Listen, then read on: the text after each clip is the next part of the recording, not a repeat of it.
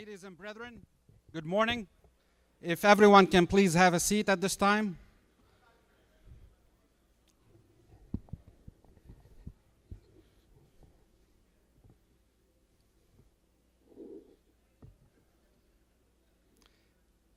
Ladies and brethren, welcome to the Academy of Masonic Knowledge.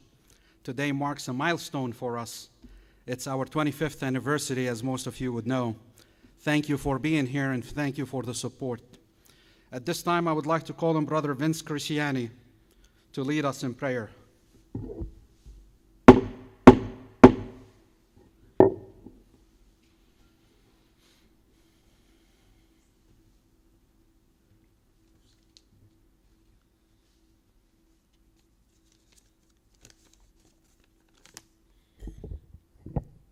Let us pray. Lord God, living and eternal, we thank you for gathering us together today in our pursuit of wisdom and reflection. We pray that you may endow us with the strength to not only seek your divine presence within ourselves, but also with the courage and patience to seek your divine spirit which resides in each of our fellow men and women with whom we share this gathering. Lord, as we strive to build the spiritual temple of personal growth and maturity within ourselves, soften our hearts with charity towards others, broaden our minds to the precepts of tolerance and understanding, and fortify our resolve to labor with our fellow men and women to advance your eternal kingdom of love and peace here and now on earth. Amen. So mote it be. Please join me in pledging allegiance to the flag of our country. I pledge allegiance to the flag of the United States of America and to the republic for which it stands, one nation, under God, indivisible, with liberty and justice for all.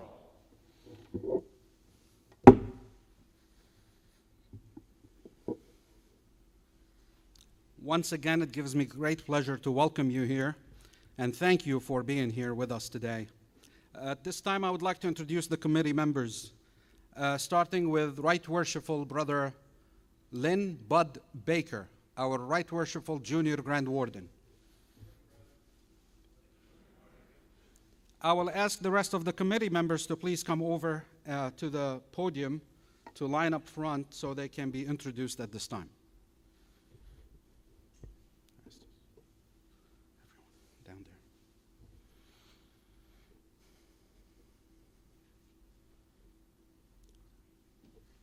there. Down there is fine. Down here is fine. They can be seen better.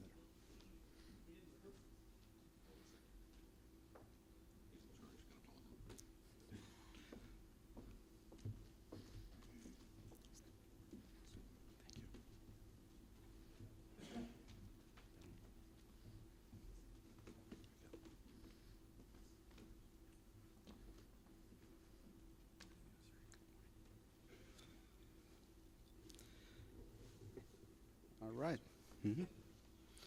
I would like to introduce Brother Seth C. Anthony, Lodge number 682, our co-chairman of the Academy. Brother George R. Haynes, Chairman Emeritus. Brother Theodore W. Chick, Jr., Chairman Emeritus. Brother Peter M. Krause, Past District Deputy Grand Master, Secretary. Brother Erastus Z. Allen, Chairman of the Subcommittee in Communications. William L. Britton. Michael C. Sachs. W. Scott Mueller, Past District Deputy Grand Master. He's still outside working registration. You all met him coming in. Brother Eric W. Krogstad, who's not with us today. Austin R. Schifrin. Nicholas M. Vitis, who's also not with us today with Brother Eric. And Vincent Crisciani, Chairman of the Subcommittee on the Speakers Bureau. Please give them a round of applause. Oh, sorry. And Brother Michael Moran. Please give him a round of applause. See, that's why we kept him till the end. Get your own round of applause.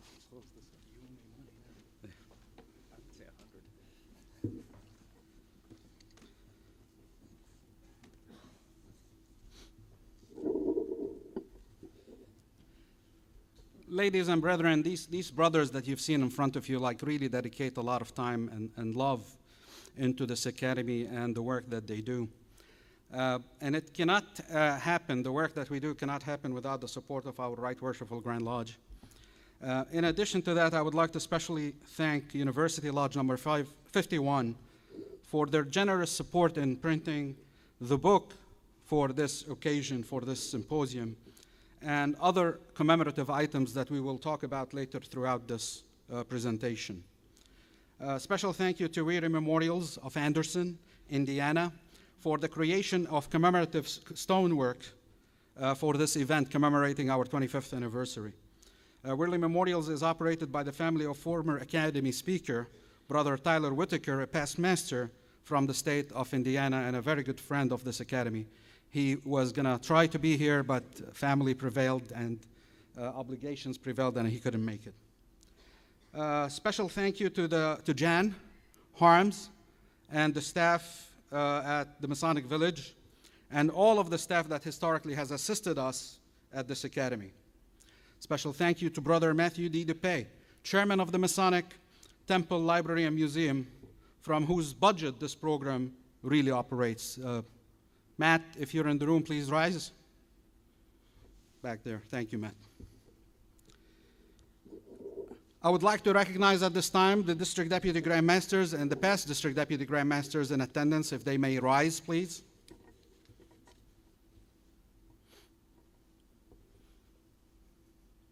And please give them a round of applause.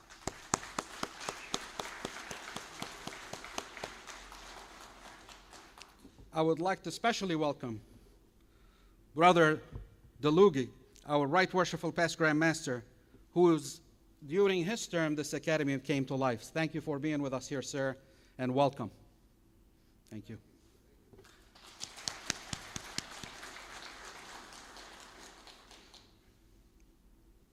I would like to call on Brother Lynn Bud Baker at this time for comments on behalf of as the liaison for the academy.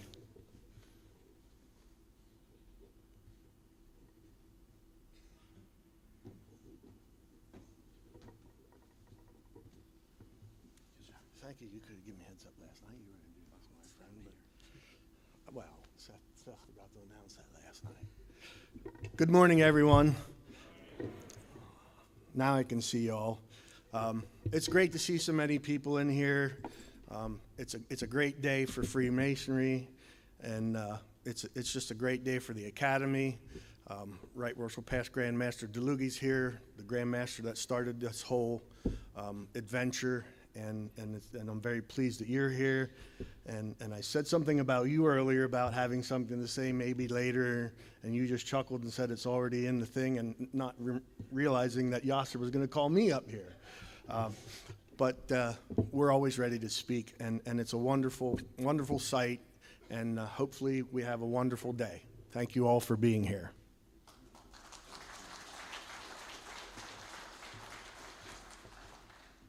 I would like to also introduce Brother P.J. Roop, our Right Worshipful Senior Grand Warden. If you may rise, please.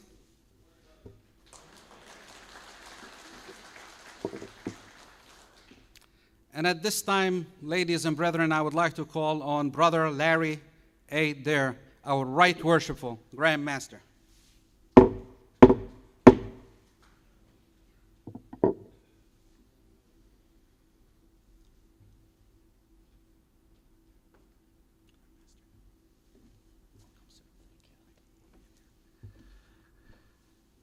Where is it?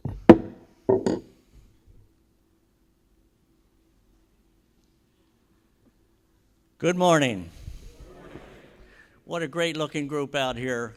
You know, last night we were down in Delaware for what they call Brotherhood Night, and 5 or 6 jurisdictions come together and share brotherhood, charitable thoughts, you know, just the camaraderie of being able to be together. And I believe this group is the same group that can share camaraderie, brotherhood, friendship, and just talk about what Freemasonry is outside of the lodge room. You know, Brother DeLugi had a wonderful vision to be able to bring this to fruition, And for 25 years, and I've made quite a few of these events every year, and twice a year really, and it's always been beneficial to learn something new, to understand that Freemasonry goes way deeper than the Blue Lodge or Grand Lodge or any other jurisdiction, that what this committee has put together for speakers, what they have presented to the people that attend, even in the streaming, has been wonderful. And to give us insight about Masonry other than, like I said, the Blue Lodge, it is a wonderful experience. And I hope for the first timers that came today, you get something out of it. Take it back to your lodges, share it, because they will have one again in, what, October? So it's twice a year. So for me, it's always a benefit to be here, to listen, to learn, and to just shake hands and talk to people and, make new friends. So thank you so much. Enjoy. And the committee needs to be commended for putting this 25-year celebration together, and thank you so much.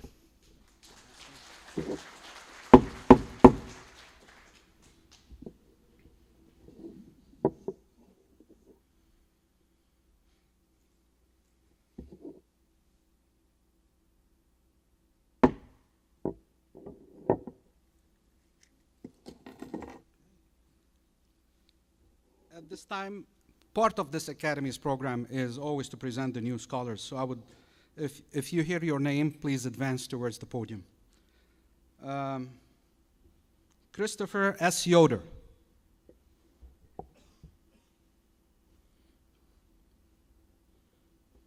Mark A. Cronin.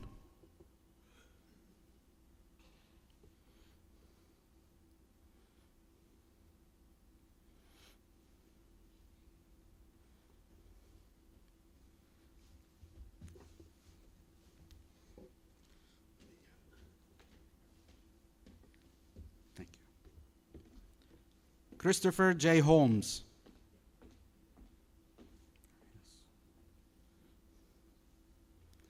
And Lynn C. Grimm.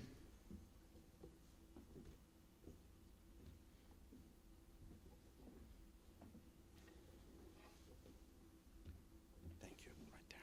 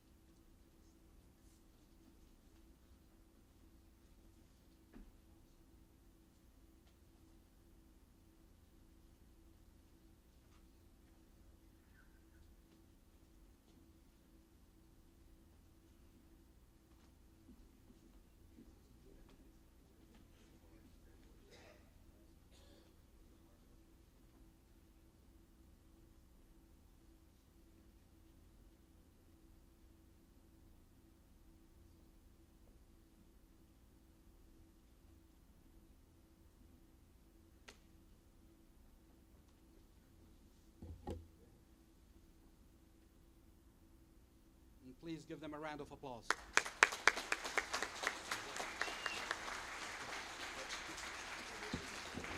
Very good. Thank you.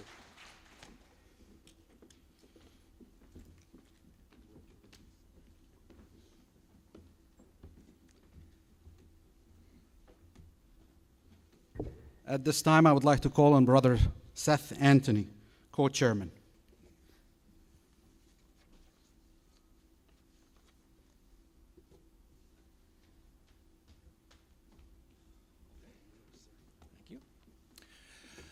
All right, brethren, good morning. We're going to move on with the actual program portion of this with our speakers.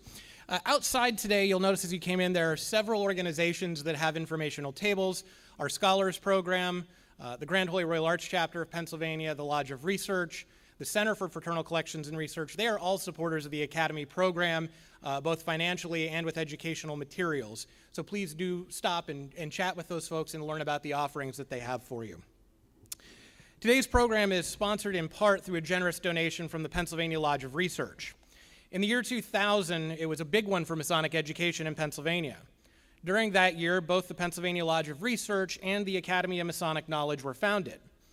Throughout the ensuing years, many individuals have served both bodies in some capacity, which has, quite honestly, caused some confusion amongst the craft in its own way, as there's many folks involved in both.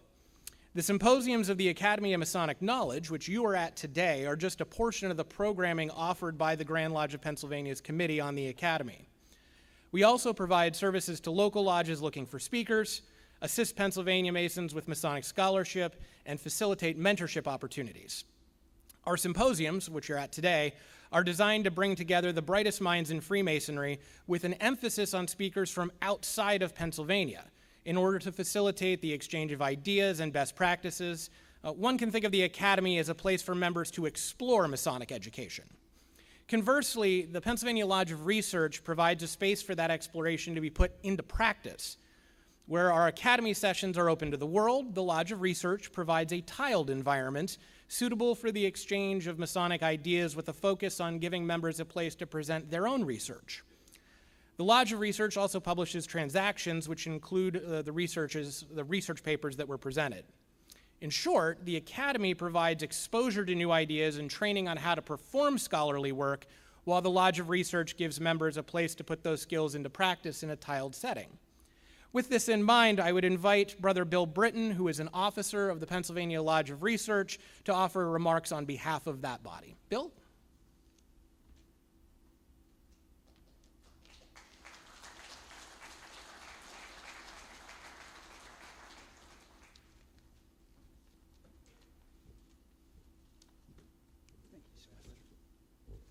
Grand Master, Grand Lodge officers, distinguished guests, ladies, brethren, and guests. I bring you greetings on behalf of Brother Jack Spees, past District Deputy Grand Master and Worshipful Master of the Pennsylvania Lodge of Research. And I'm pleased to share this information with you concerning the upcoming 25th anniversary meeting of the Pennsylvania Grand Lodge of Research, which will be held on Saturday, June 14th at 10 a.m. at the Altoona Masonic Hall, 600 Jackson Avenue, Altoona, PA. This milestone marks a quarter century of commitment to the Masonic scholarship and intellectual pursuit, providing an opportunity to reflect on the Lodge's contributions to Masonic research while looking forward to the future. Special highlights of this meeting will be a 25-year commemoration gavel presentation by Brother S. Eugene Herritt, Right Worshipful Past Grand Master, and will formally present a newly obtained gavel to the Worshipful Master in recognition of this significant anniversary. Featured presentations will be done and will include the Regis poem or Hallowell manuscript presented by Brother Jerry Hamilton. And another presentation, exactly different, Masonry in Pennsylvania and Ohio, presented by Brother Ronald E. Stufer. Now, one thing I will point out that Brother Seth did mention is that we have the scholarship program, the scholar program. Presentations at the Pennsylvania Lodge of Research, many of those presenters are pulled from the scholars who participate in the program in the Academy. So there is a good dovetail between the two organizations. So, why the Pennsylvania Lodge of Research is so valuable in your Masonic journey? Well, Freemasonry is a lifelong pursuit of knowledge, and the Pennsylvania Lodge of Research provides a unique and individual opportunity to expand on your Masonic understanding. Consider these 3 key reasons why you should make this a part of your journey. It'll deepen your understanding of Freemasonry. The Lodge of Research offers that platform to help you seek and explore Freemasonry in a tiled environment. Engage with like-minded Masonic scholars, because membership and attendance provides you that opportunity, as does the Academy, in that tiled environment. And to contribute to Masonic scholarship, whether through presenting a research, writing a publication, or participating in discussions, the Lodge of Research allows you to leave a lasting impact and understanding in Pennsylvania Freemasonry. Now, this meeting of the Lodge of Research will have a lunch that will be available, so you can register for that online at the Lodge of Research's website. And I will leave you with one final thought. It is said by many that you get out of Freemasonry what you put into it. I kind of disagree with that, because what infantile amount of time you put into Freemasonry, you will get far more out of it than what you put into it. Thank you for your time.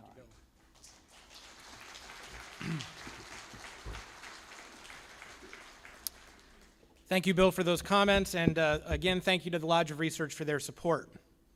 At this time, it's my pleasure to introduce to you Brother Timothy Winkle. Tim is a curator at the Smithsonian's National Museum of American History, focusing on firefighting, law enforcement, and community organizations, including the history of American fraternalism and Freemasonry. Prior to this, he worked as a cataloger with the Library and Museum of Freemasonry in London, England, and he served for several years as archivist for the historic collections held by Alexandria Washington Lodge number 22 in Alexandria, Virginia, which contained several artifacts from our Revolutionary War brothers. Tim has researched and written on the connections between fraternal groups and museum collections in the early Republic, and he recently co-authored an article on Alexander von Humboldt's relationship to Freemasonry for the International Review of Humboldt Studies. I now invite Brother Winkle to the stage to begin his presentation entitled Aprons in the Attic, Collecting Communities at the Smithsonian Institution, if you would receive him.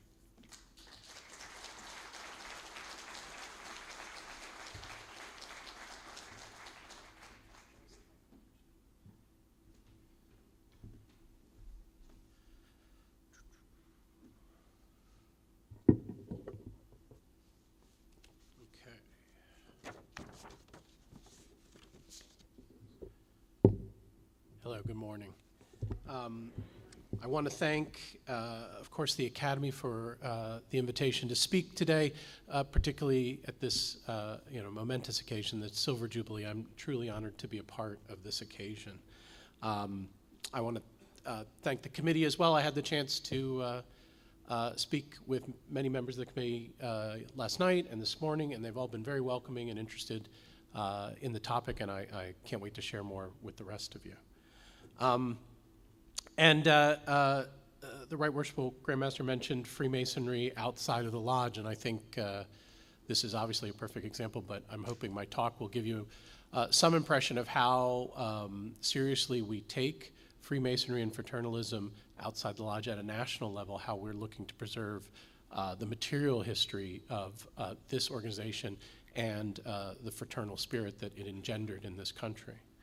And just as a side note, driving into this this wonderful complex, I am utterly amazed by it. I have to say, it is a real testament to the power of Freemasonry and fraternalism. And I think as we're going to speak about later about the Robert Putnam's work and about the decline in membership and joining and that sort of volunteering spirit in America. I think it's still important to look at a place like this and see how important these organizations, whether they be fraternal or not, are to still millions and millions of Americans today.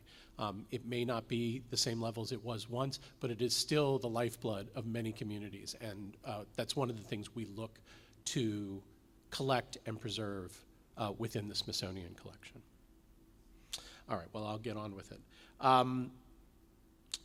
So, I've been with the Smithsonian's National Museum of American History for 20 years now. First 5, I was a project assistant working on a very large collection, a donation of fire material from the Cigna insurance company. So much of it was from the historic INA collection in Philadelphia. If any of you have ever had a chance to see that, it now resides with us at the Smithsonian. And then the last 15 years, I've been a curator in the Division of Home and Community Life. Now, as you would expect, the museum has collections related to every aspect of national culture and society, and these are spread through various divisions, focusing on military history, science and medicine, music and entertainment, business and industry, and political history. But my division, the Division of Home and Community Life, we're a little bit different than the rest of these, than my other colleagues. We're charged with collecting everyday history, with things that represent the way we live and learn and worship and, yes, join. In essence, we preserve the stuff of community and connections. We collect the physical evidence of social capital. But this collecting has its rewards, but I'm going to talk to you a bit about its challenges as well. Often I give this talk as a sort of tour through the collections. That tour is here, but I want to leaven it a bit with some remarks about the challenges we face and how we seek to overcome those in trying to represent this history and its continuing legacy. So let me walk you through a few of these. Let me start with one thing that makes my job easier, and I suspect others will recognize this. I always point out how lucky I am that I'm collecting and researching community organizations, whether these are scout troops or fraternal lodges or civic clubs. These groups produce a lot of stuff, and that's great for museums. There's a physical record that relates to their activities, and excuse me. That's, of course, what museums are centered on, material legacies. So likewise, these formal groups also keep good records. And that's, again, a real boon. If these records have survived to the present day, it's practically simple now to go online or go down to the archive, get membership lists, get minutes of meetings, find names and people and events, and there's, schedules are printed in the local directories, city directories, and activities are printed in newspaper reports. All these things, through the wonders of technology, are now right there on my desktop. So, as I mentioned, material legacies are kind of what museums do, but it's also good to remember, and looking at some of these physical objects, it's good to remember that even physical evidence, which seems to be, the hard evidence of history, can distort. It can produce a limited picture. When curators collect physical pieces of the past, we're dependent on one major factor, and that is survival. So to preserve the material legacy of history, it actually has to still exist to preserve it. Now, certain factors privilege that physical survival. So one is durability. Gold and silver, for instance, is going to last longer than paper or fabric. Status. If you have a prized silver serving tray in your family, it's likely to outlive a simple wooden trencher physically, but it also has the potential to become an heirloom, something that's passed down from generation to generation, where something simple and everyday might be discarded or lost. Stability. The ability of people to actually pass those heirlooms down through generations. and avoid the worst effects of things like war and depredation, or just the basic need to sell things to survive. So many an object might have been, you sometimes track it to a point and then it disappears into the ether because they had to sell it or because they were refugees or something like that. And wealth, or at least relative wealth, the ability of people to afford durable, high status, potentially heirlooms in the first place, right? So even if there is historic material to collect, even with something like fraternalism, where there's still so much of it around to be found, we always need to be aware that it could be offering an incomplete picture, that it could be that the story it's telling might not be the fullest story. There's ways to tackle this issue, and I'll circle back to those. But I just wanted to set that out, that here you have examples of something that's very durable. That's a Huey helicopter from the Vietnam era. But here's something that we're lucky to have. That's Lincoln's hat from the night of his assassination. We only have that because it was confiscated by federal authorities and kept in a basement for about 100 years before they decided to give it to the Smithsonian. It could have been lost in the bureaucracy, even though it's this national heirloom. It could be sitting in a box somewhere right next to the Ark of the Covenant. We would never know it. All right, well, I'm going to make a comparison here to illustrate some of the challenges I spoke of. So there's one of the first challenges is keeping in mind that even physical evidence is not complete. So within the division, I wear several hats. As Seth mentioned, I'm the firefighting curator. I have objects related to fighting fire that go all the way back to when it was all volunteers in the community. It goes all the way back to the 18th century. And when I create an exhibit, or write a blog, or give a talk in public on firefighting, my audience will normally have some idea of what firefighting is all about, even if the technology or the organization of it has changed over time. So, for instance, if I show them a fire engine that's about 200 years old, like this one, this was actually originally in operation in the 1840s in Wilmington, Delaware. It might seem antiquated. You might have a hard time seeing how it operated, but you've heard of fire engines. You can infer what it might do. You know what they're for, and you know what firefighters do. But if I show an apron that's also about 200 years old, here's a good one. If I'm talking about anything fraternal, I almost always have to start at first principles. What is a fraternal group? Who are the Freemasons? What do they do? Why aprons? What's that symbol? And then I can finally get around to saying more about what the apron's about, or who it belonged to, or what their story was, or what their connection to Freemasonry was. So essentially, when it comes to fraternal history, at least when it comes to public audiences, you have to lay a lot of track to get to where you're going in a way that you do not have to with other topics. In this case, I'll let you in on it.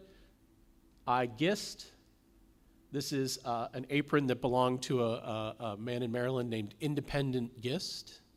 His brother's name was States. His father is Mordecai Gist, a Revolutionary War general, and he really was committed to the idea of the Republic, naming his kid Independent and naming his other son States.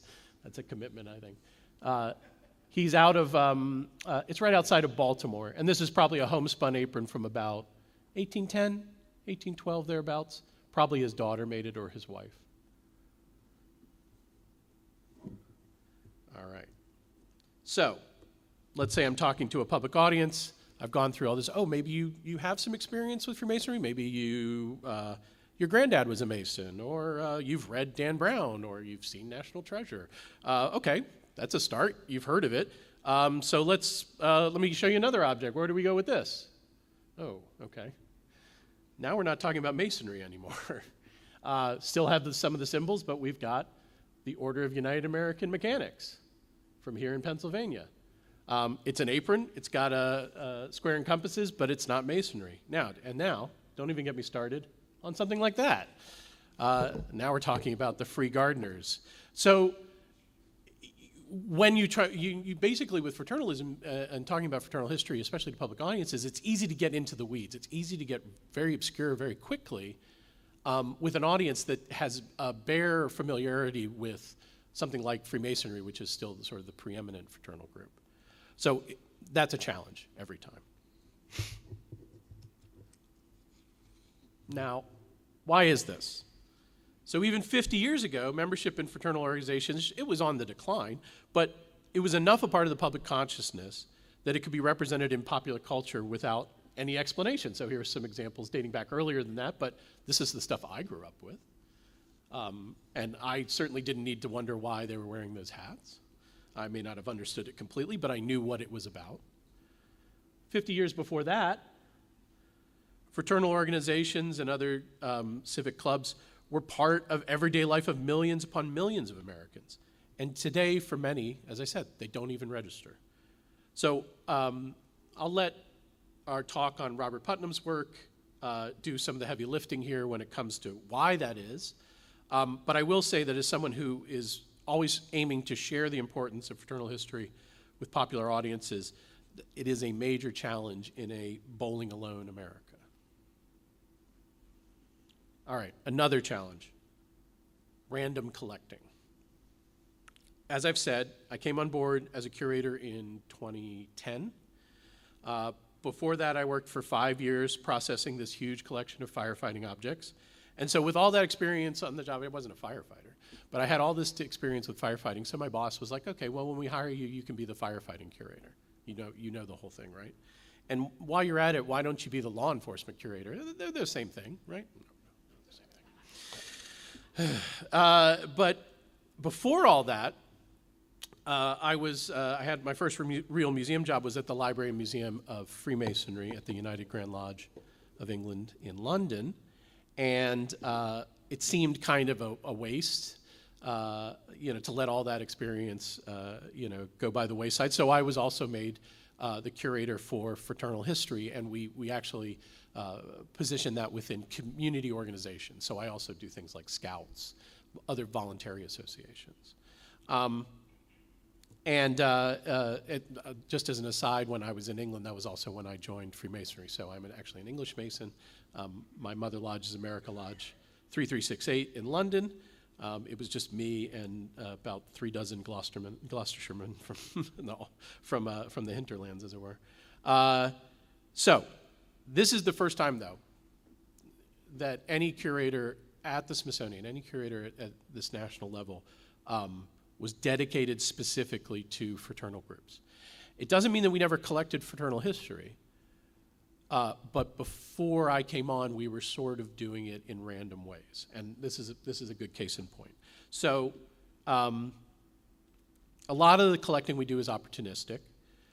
Someone might contact us out of nowhere with the chance to collect, or a specific curator might have a collecting opportunity that they follow up out of particular interest. That was the case, for instance, with Daughters of Rebecca. We have an amazing collection, particularly archival collection from Daughters of Rebecca that one of my colleagues, now sadly passed, but he was particularly interested in it, did a lot of really good collecting on it, but never collected anything else fraternal in his entire career, not before and not after. He just went on to other things. So we have this kind of blip where we have a really good representation for that group. So even if collecting has a specific focus at that time, the overall effect, and remember, we're talking about an organization that started in the 1840s, is effectively a randomized selection of organizations and time periods and general representation, here and there, bits and pieces. But more often than not, fraternal collecting, at least in the last 125 years, which is really when we started collecting American history at the Smithsonian, has been pretty much by chance, I will say. So here's the example I was going to say. On the left, this lady here, is Cassie Mason Myers Julian James. She was a Washington socialite, and she's most well known for establishing our famous First Ladies exhibit. In the early 1900s, though, she donated hundreds of pieces of her family's history, their heirlooms, going back to the 18th century, including things like everything from like her baby rattle, like a silver rattle that she had as a child, all the way up to her grandfather's sword, when he was an officer in the War of 1812. And she also insisted that they always be on display. That was part of the deal. And so this is the case where they were displayed at the old National Museum, which is now the Arts and Industries building next to the Smithsonian Castle. Before you get any ideas, we don't agree to that anymore. So if you want to donate something, we do not say you can permanently have it on display in perpetuity. We even weaseled out of this one eventually, but this was on display for generations. But why am I sharing this information about Mrs. Julian James? And that's because from this one donor, we end up with multiple Masonic artifacts. So I mentioned her grandfather. He's Mordecai Myers. He's, in addition to being an officer in 1812, War of 1812, he was a founding member of Washington Lodge number 21 in New York City, and before that a member of Phoenix Lodge. So this is his past master's jewel. He served 3 times in the first decade of the 19th century. He was a longtime deputy Grand Master of the Grand Lodge of New York, and he even served as Grand Master when there was a schism in the mid-19th century, and so there were 2 competing Grand Lodges, and he served as the second Grand Master for the Breakaway Lodge. So this is his Grand Master's apron.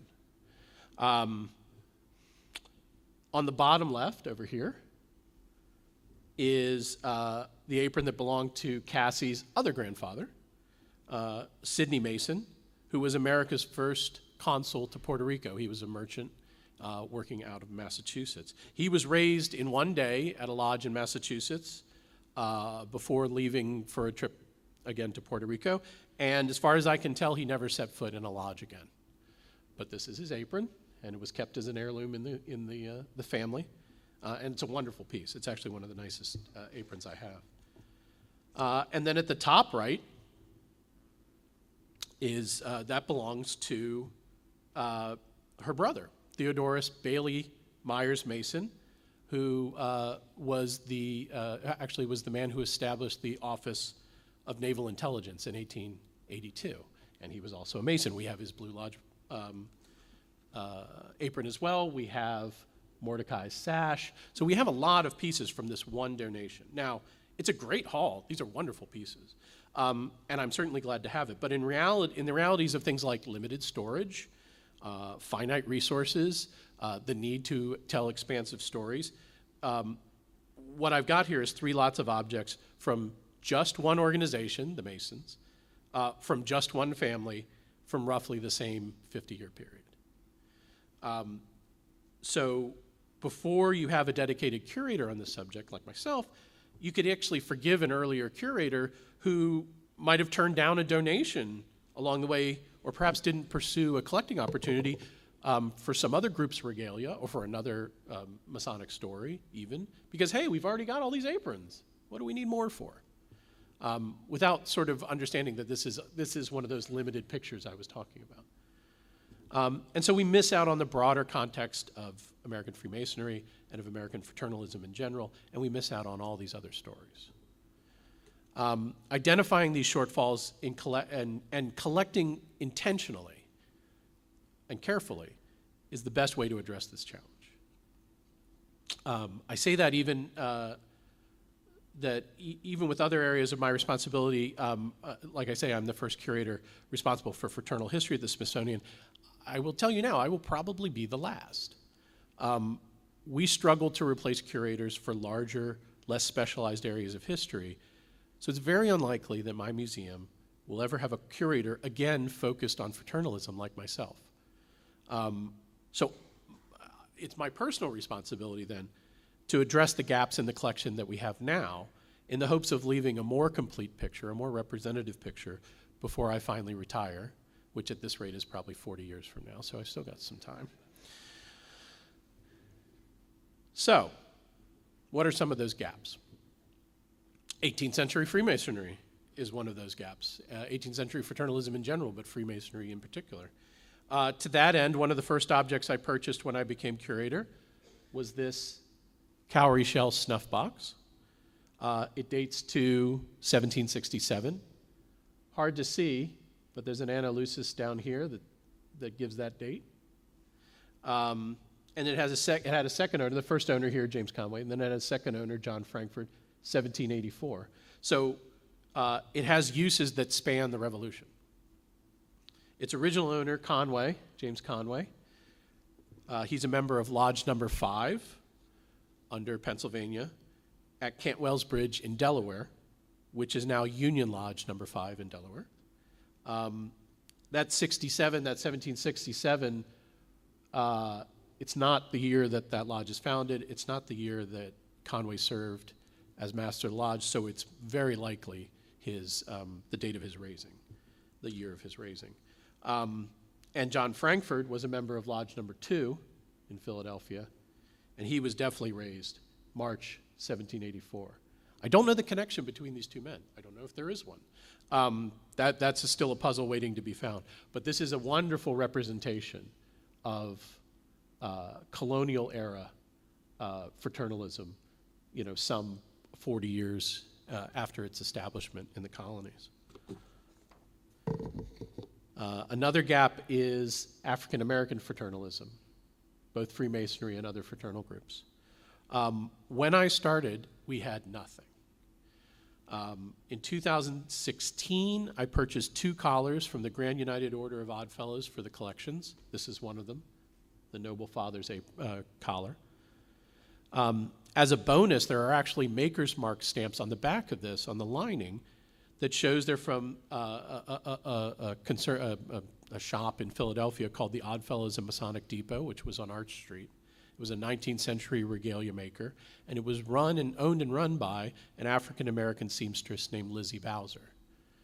So I'm sure she was making for both African-American tradition, but also for IOOF, for Freemasons. Her husband was a well-known painter, a man named David Bustle Bowser, and he painted banners for civic groups, for volunteer firefighters, and for the Army as well. And I've also, in the time that I've been here, not only collected African-American material for our museum, but I've also helped the new National Museum of African-American History and Culture acquire an early membership certificate from African Lodge number 459, and then worked with them to get it online and share it with people. So, I'll tell you here, to some extent, my collecting energies, I'll put my cards on the table, my collecting energies around fraternalism are not really focused on Freemasonry. And that's not because it's not important. Does it mean that if the right object were to come up, I wouldn't collect it? No, I would absolutely do so. But there's no shortage of collecting left to be done around the hundreds of smaller fraternal groups that sprang up in the mid to late 19th century, as well as even early fraternal societies in the 1780s, the 1790s. So Freemasonry has so many existing repositories. It might not seem like it, but it really does. The museum in Lexington, the House of the Temple, the Memorial in Alexandria, which I'm very familiar with, individual lodges, state grand lodges. The material legacy of Freemasonry is secure. Is there more to find? Yes. Is some of it in danger? Certainly. But my responsibility is to try and do the same at a national level for all these others in the fraternal landscape that are either dwindling or completely extinct. And that ensures the most representative collection and ensures that it gives Freemasonry, again, as the sort of most preeminent fraternal organization, the context to understand it and those that came after it. So another challenge.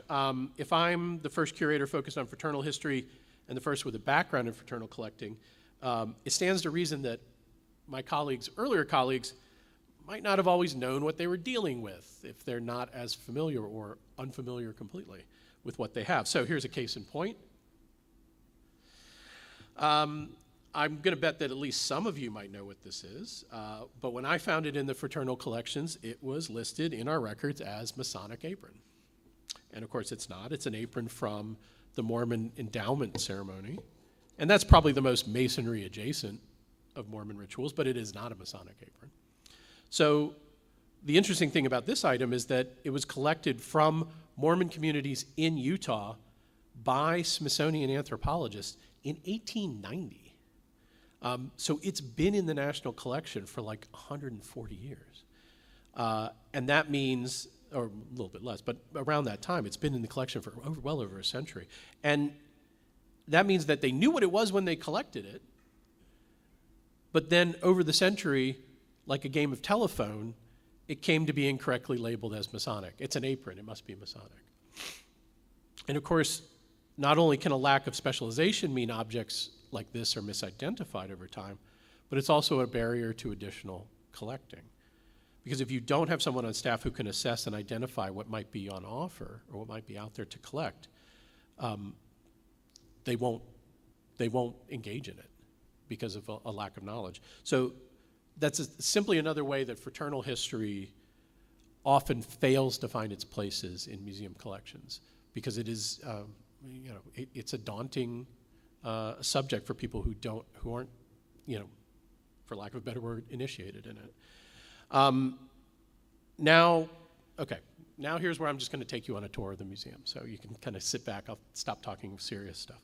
But it does illustrate another challenge, and that is that there is Masonic and fraternal objects squirreled away in every division of my museum. So getting your arms around all the stuff is another challenge. It makes it very hard to get a sense of the complete picture, but here we go. So within my own division, there are places that aren't in my collection. These are in the collection called Domestic Life. We basically look at things that happen, that represent things that happen within the home, the domestic sphere. These are ice cream molds from the early part of the 20th century. Knife backs for pocket knives. You can see the Elks, the Masons, Scottish Rite. We have a huge ceramics and glass collection, and some of it is Masonic. Here you can see the square and compasses, and you can't see, but there is the arch and the pavement here on this bit of glass. So that's just one area right down the hall that isn't even mine, that's got a ton of fraternal stuff in it.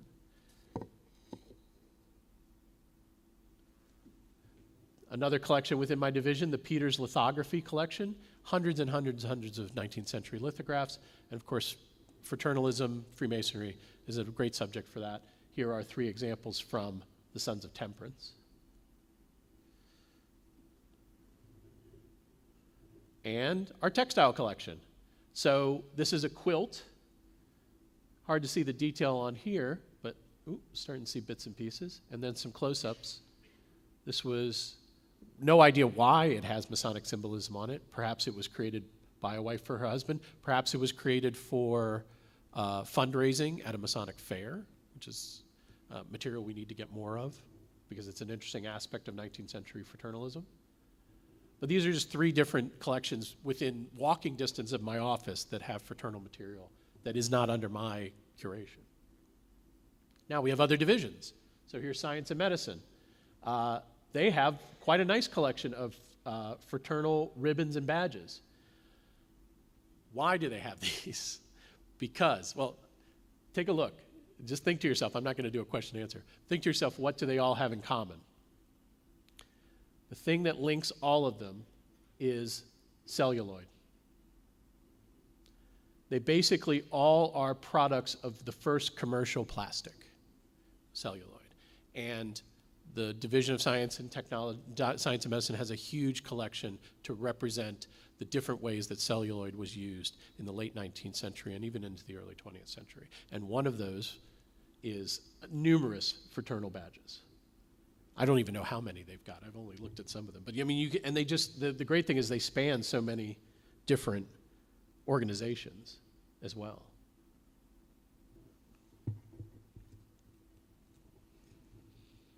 Then there's military history.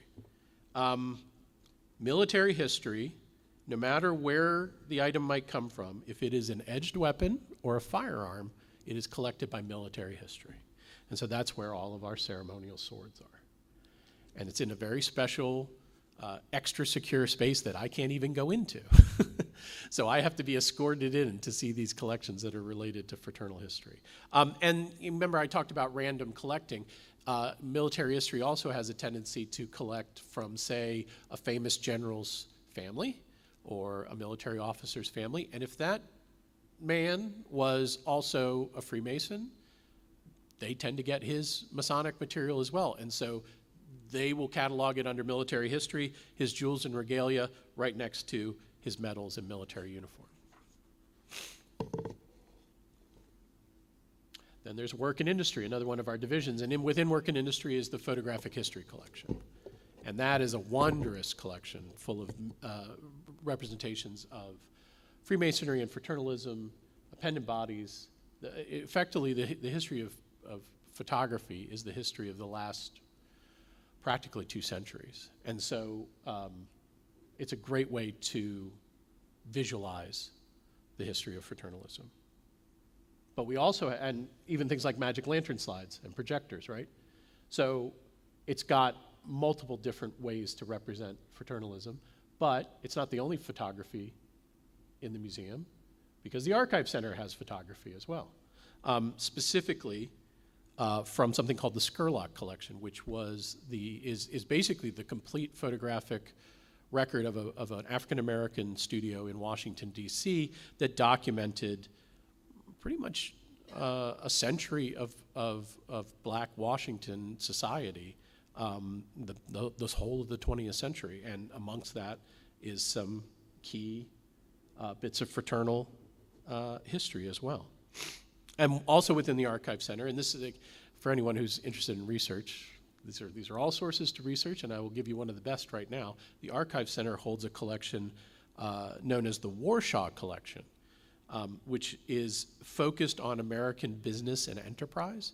It's an enormous archive, and it has so many different things, but one thing it does have is an excellent collection on fraternal material as a business.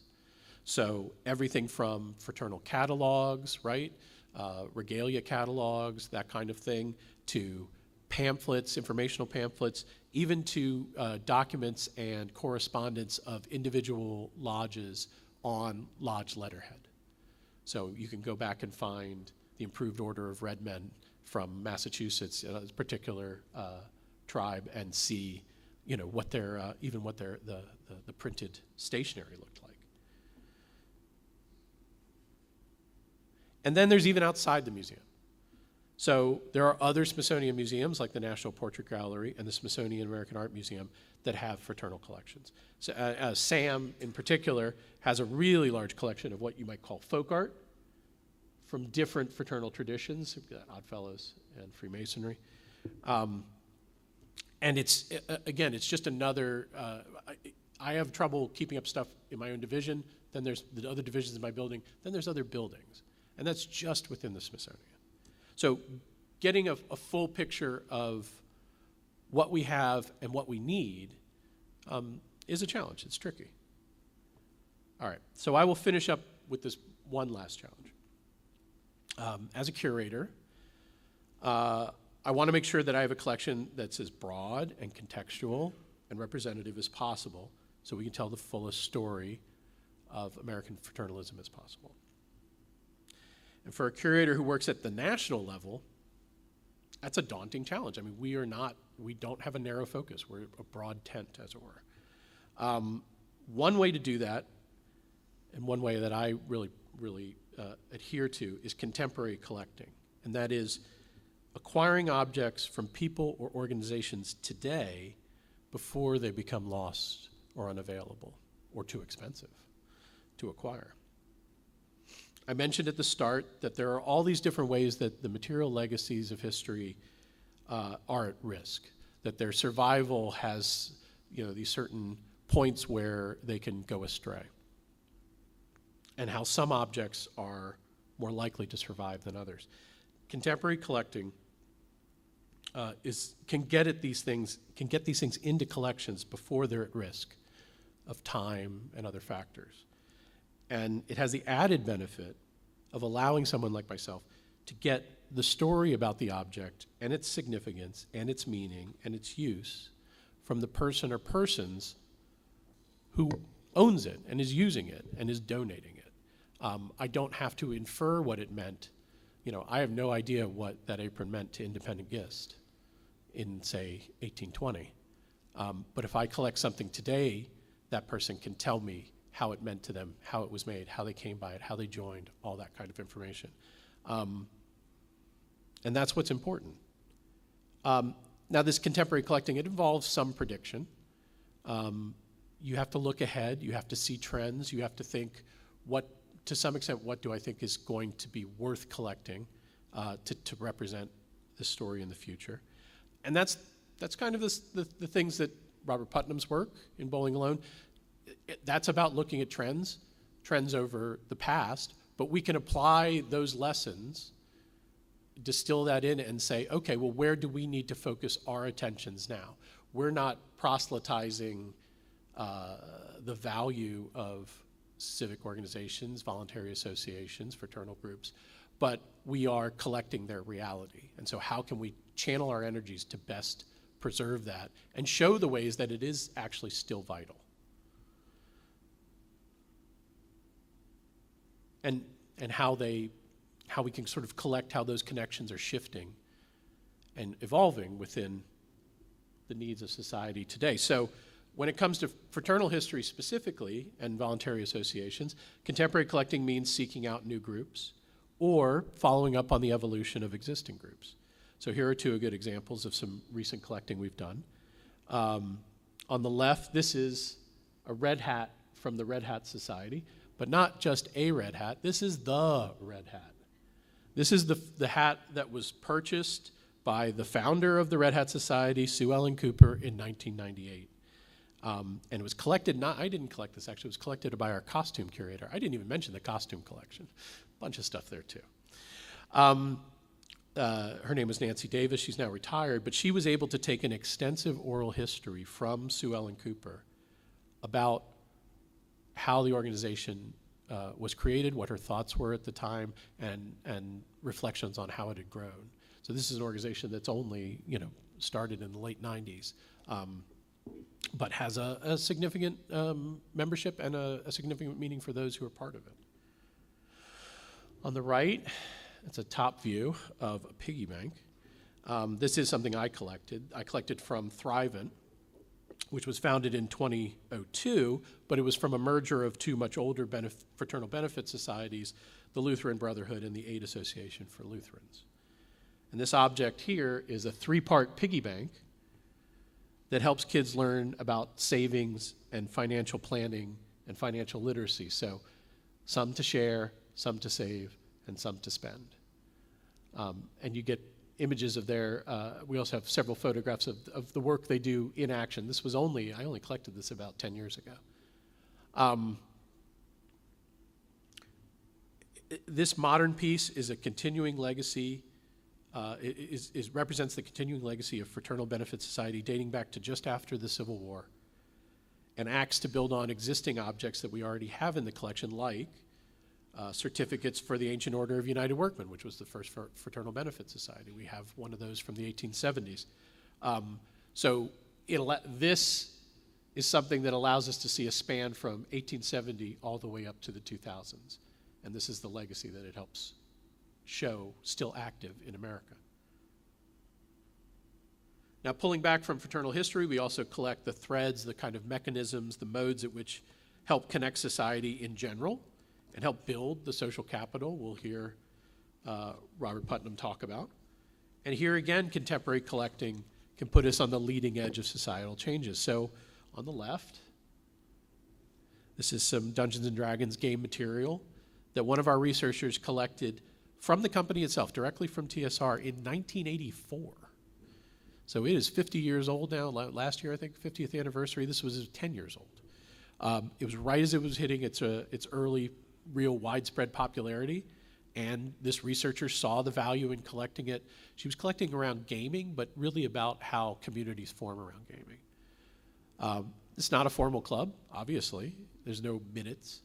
But anyone who's played knows that there are social bonds that are formed in the game, and then larger informal networks like conventions and things like that.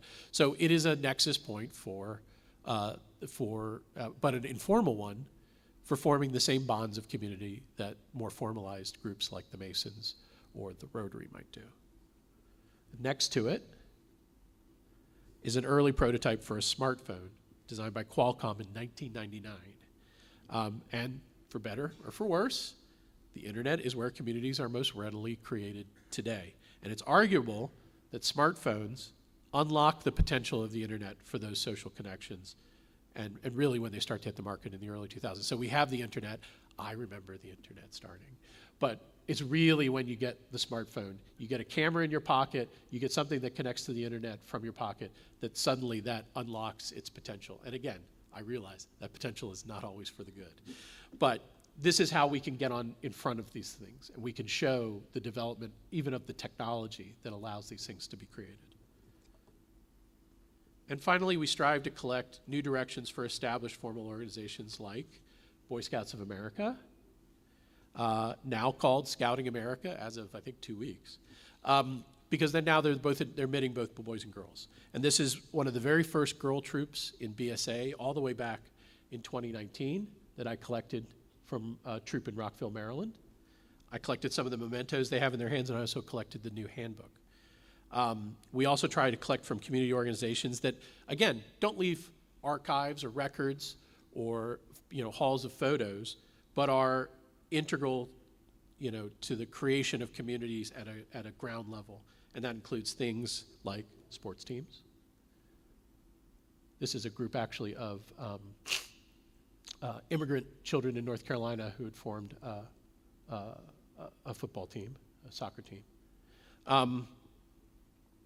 And we also try and collect sort of annual events, sort of secular holidays, as well as real holidays on the calendar, and religious holidays. All those things that capture how communities are brought together, if only for a moment, such as this. We collected this boot for firefighters collecting for MDA. There's a couple guys doing it in Fairfax County, where I live. And that's every Labor Day weekend. And they come together, and it basically makes a community for a weekend. A community can exist for even just a day. And the important thing about contemporary collecting is that if we get in there and collect it now, it doesn't disappear. Often the material around community connection now, the evidence of social capital today isn't silver jewels or metals or things like that. It's ephemeral. It's temporary. It can easily be thrown away or lost or destroyed or not thought to be all that important. And getting in there now allows us to preserve that picture, to get a snapshot in artifacts of what that meant and what those communities meant to each other. So that's really the ultimate challenge, I think, and the sort of ultimate lesson of this is, yes, we need to preserve yesterday for today. We need to preserve yesterday's history for today. But we also need to be striving to collect the history of today for tomorrow. One way we do that is putting it in exhibits like this. So that is an area where people come together is religious organizations, but we also have other things in this exhibit, Many Voices, One Nation, that show the workplace, right? The sports field, the military. These are all large organizations, large aspects of life where people come together, sometimes informally, sometimes formally, but these are also where these connections are made. And fraternalism has an important place within it, but there is this larger picture that also needs to be collected. So again, collecting yesterday for today, but also collecting today for tomorrow. Thank you very much.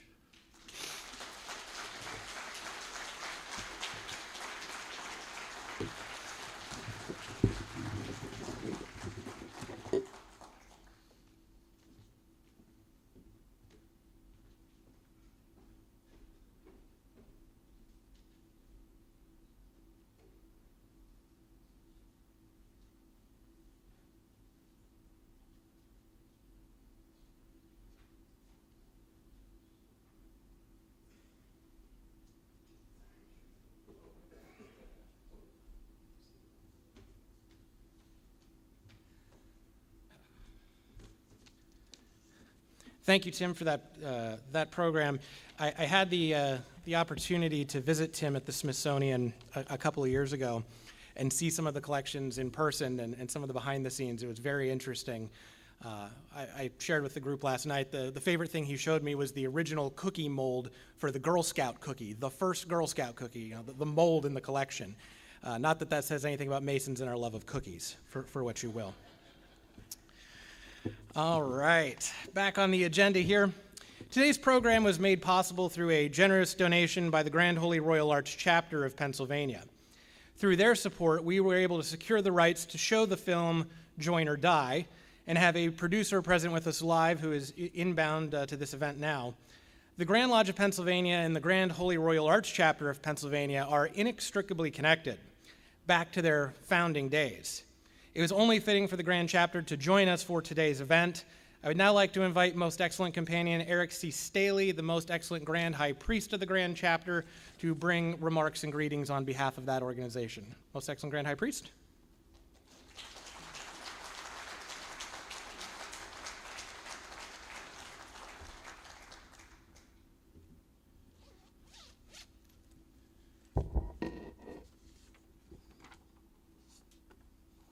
Good morning, all.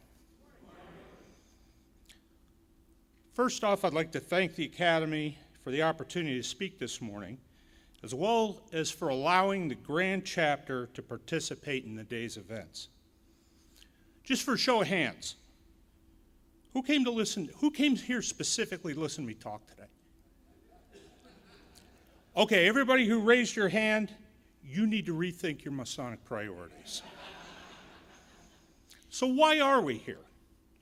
I'm guessing it's because you, like the Grand Chapter of Pennsylvania, feel that Masonic education is important.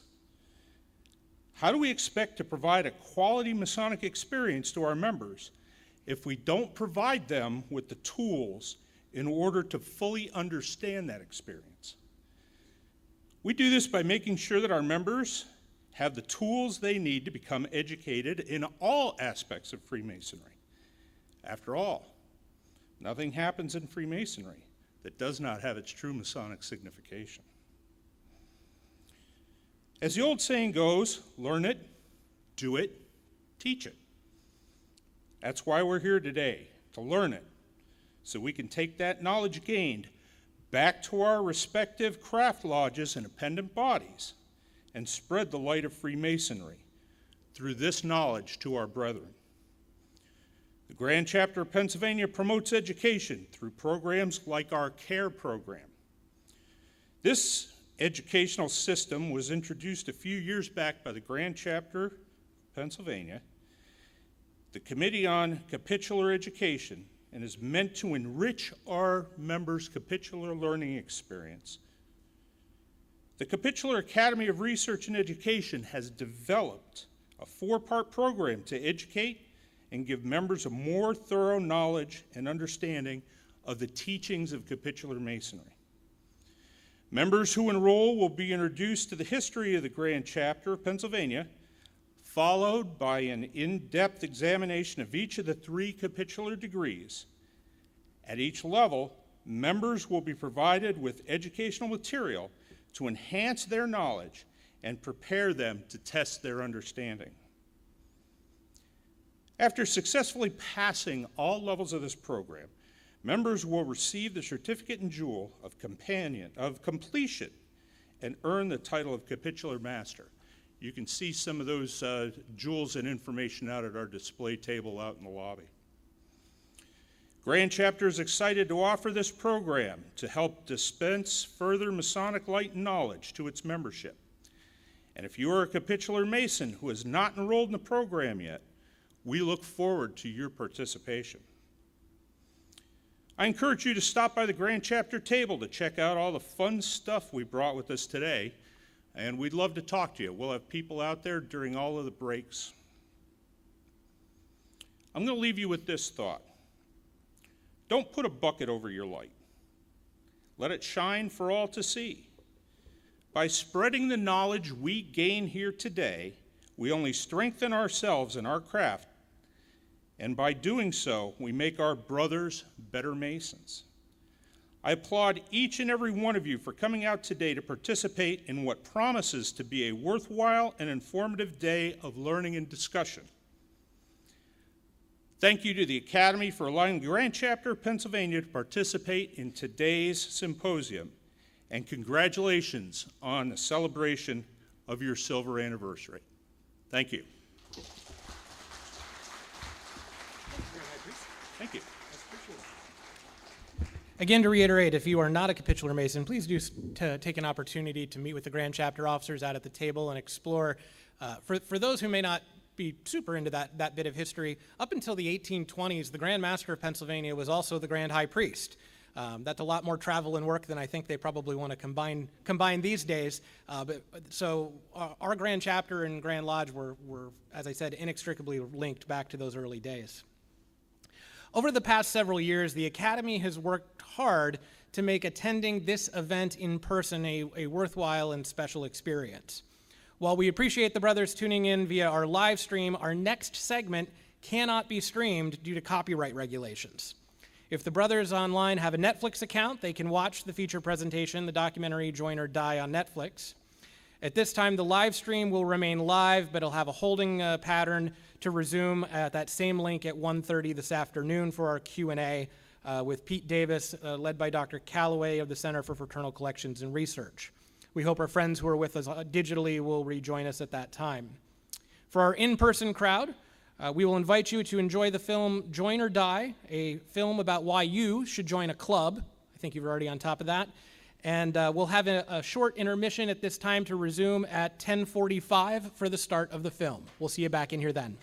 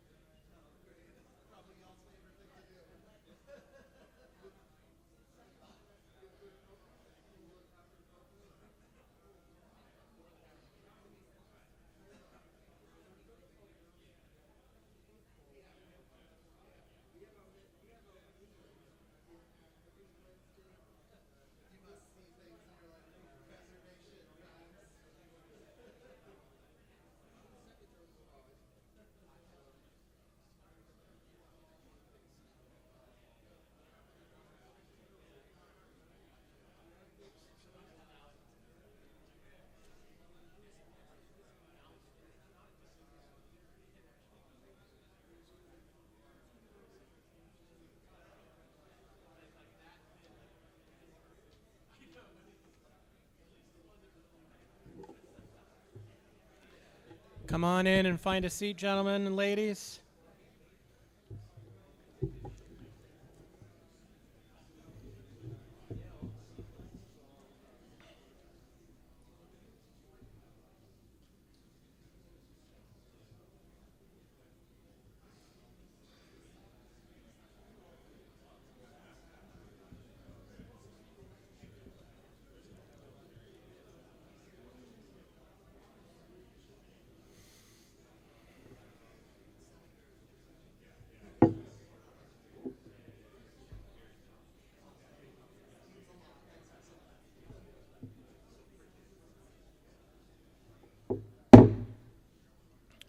I hope everybody enjoyed their lunch and the fellowship of this afternoon. At this time, we're going to begin the question and answer portions and the facilitated question and answer for today. So it's my pleasure to introduce to you Pete Davis, who is a writer and civic advocate. He also happens to have been a student of Dr. Putnam's and one of the producers of the film you just enjoyed. A dialogue with Mr. Davis will be facilitated by Dr. Heather Calloway of the Center for Fraternal Collections and Research at Indiana University in Bloomington, Indiana. Following the session, we will then have a wider group Q&A with all the speakers from today. So I will now invite Pete and Dr. Calloway on up to the stage.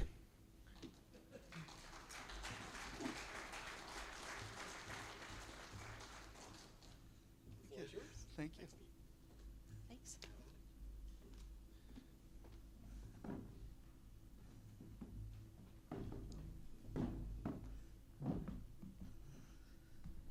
Hello. Hi, everyone. So great to be here. Can you guys hear us? Hello, 1, 2, 3. Great. Wonderful. There? Better? All right. All right. So, the film, Yes. it's amazing. It's amazing, and we really enjoy the topics, and I just want to hear a little bit more about the making of it, Yeah. and how long did it take, and how did you get where you are today versus when you started? Great. Yeah, no, appreciate that question. Thank you all so much. I'm so grateful to be here.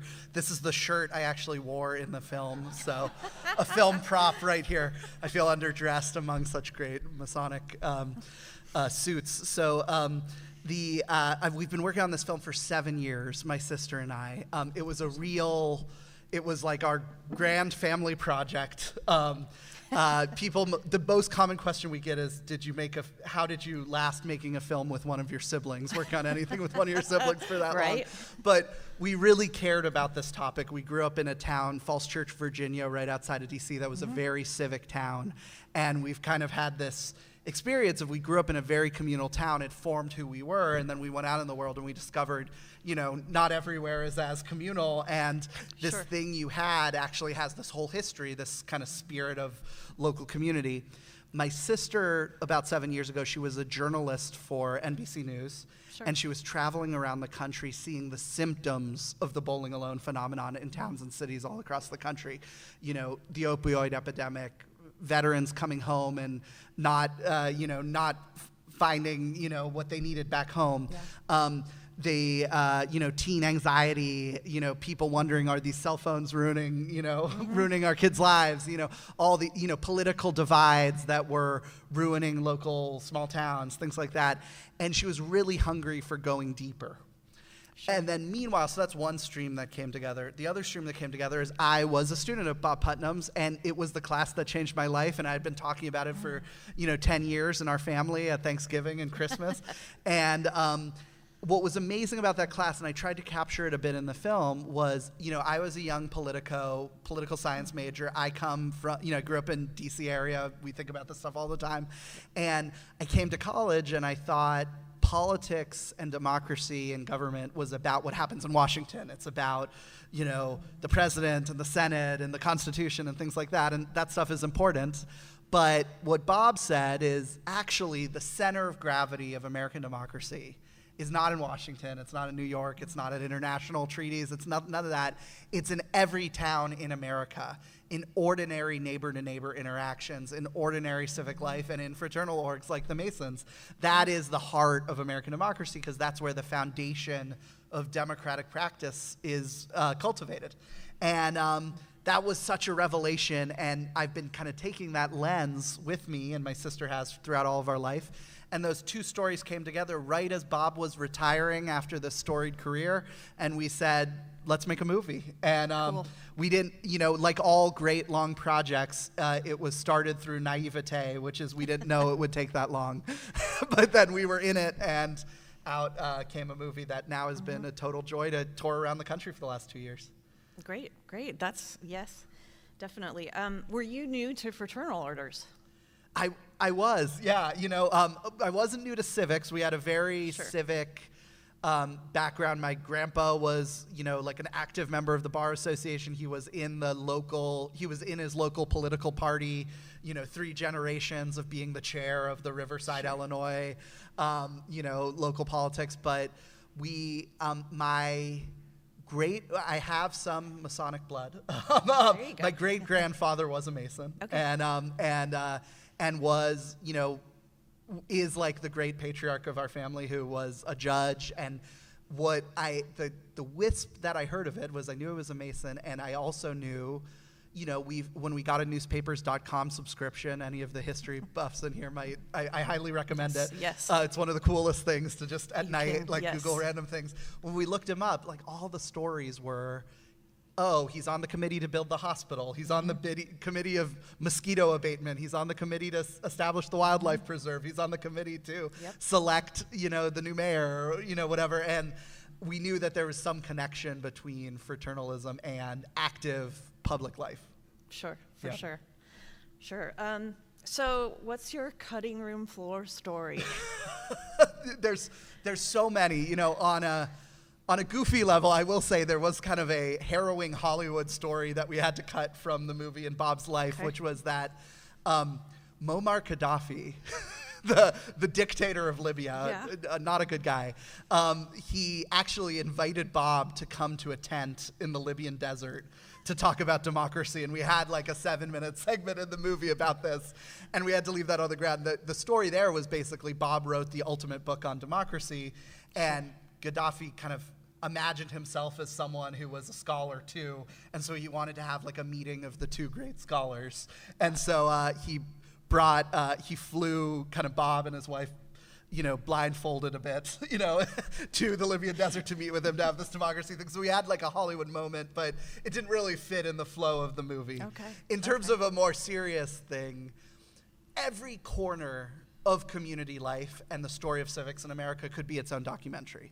You could have a whole documentary on the history of Freemasonry in the U.S. Yep. You could have a whole documentary just on civics to bridge divides. You could have a whole documentary on the economic story of civics and how, industries start as clubs, or when there's cross-class interaction, it leads to more economic opportunity. You could have a whole story just on health and positive psychology of joining groups. That one fact he said, your chances of dying in the next year are cut in half by joining one group.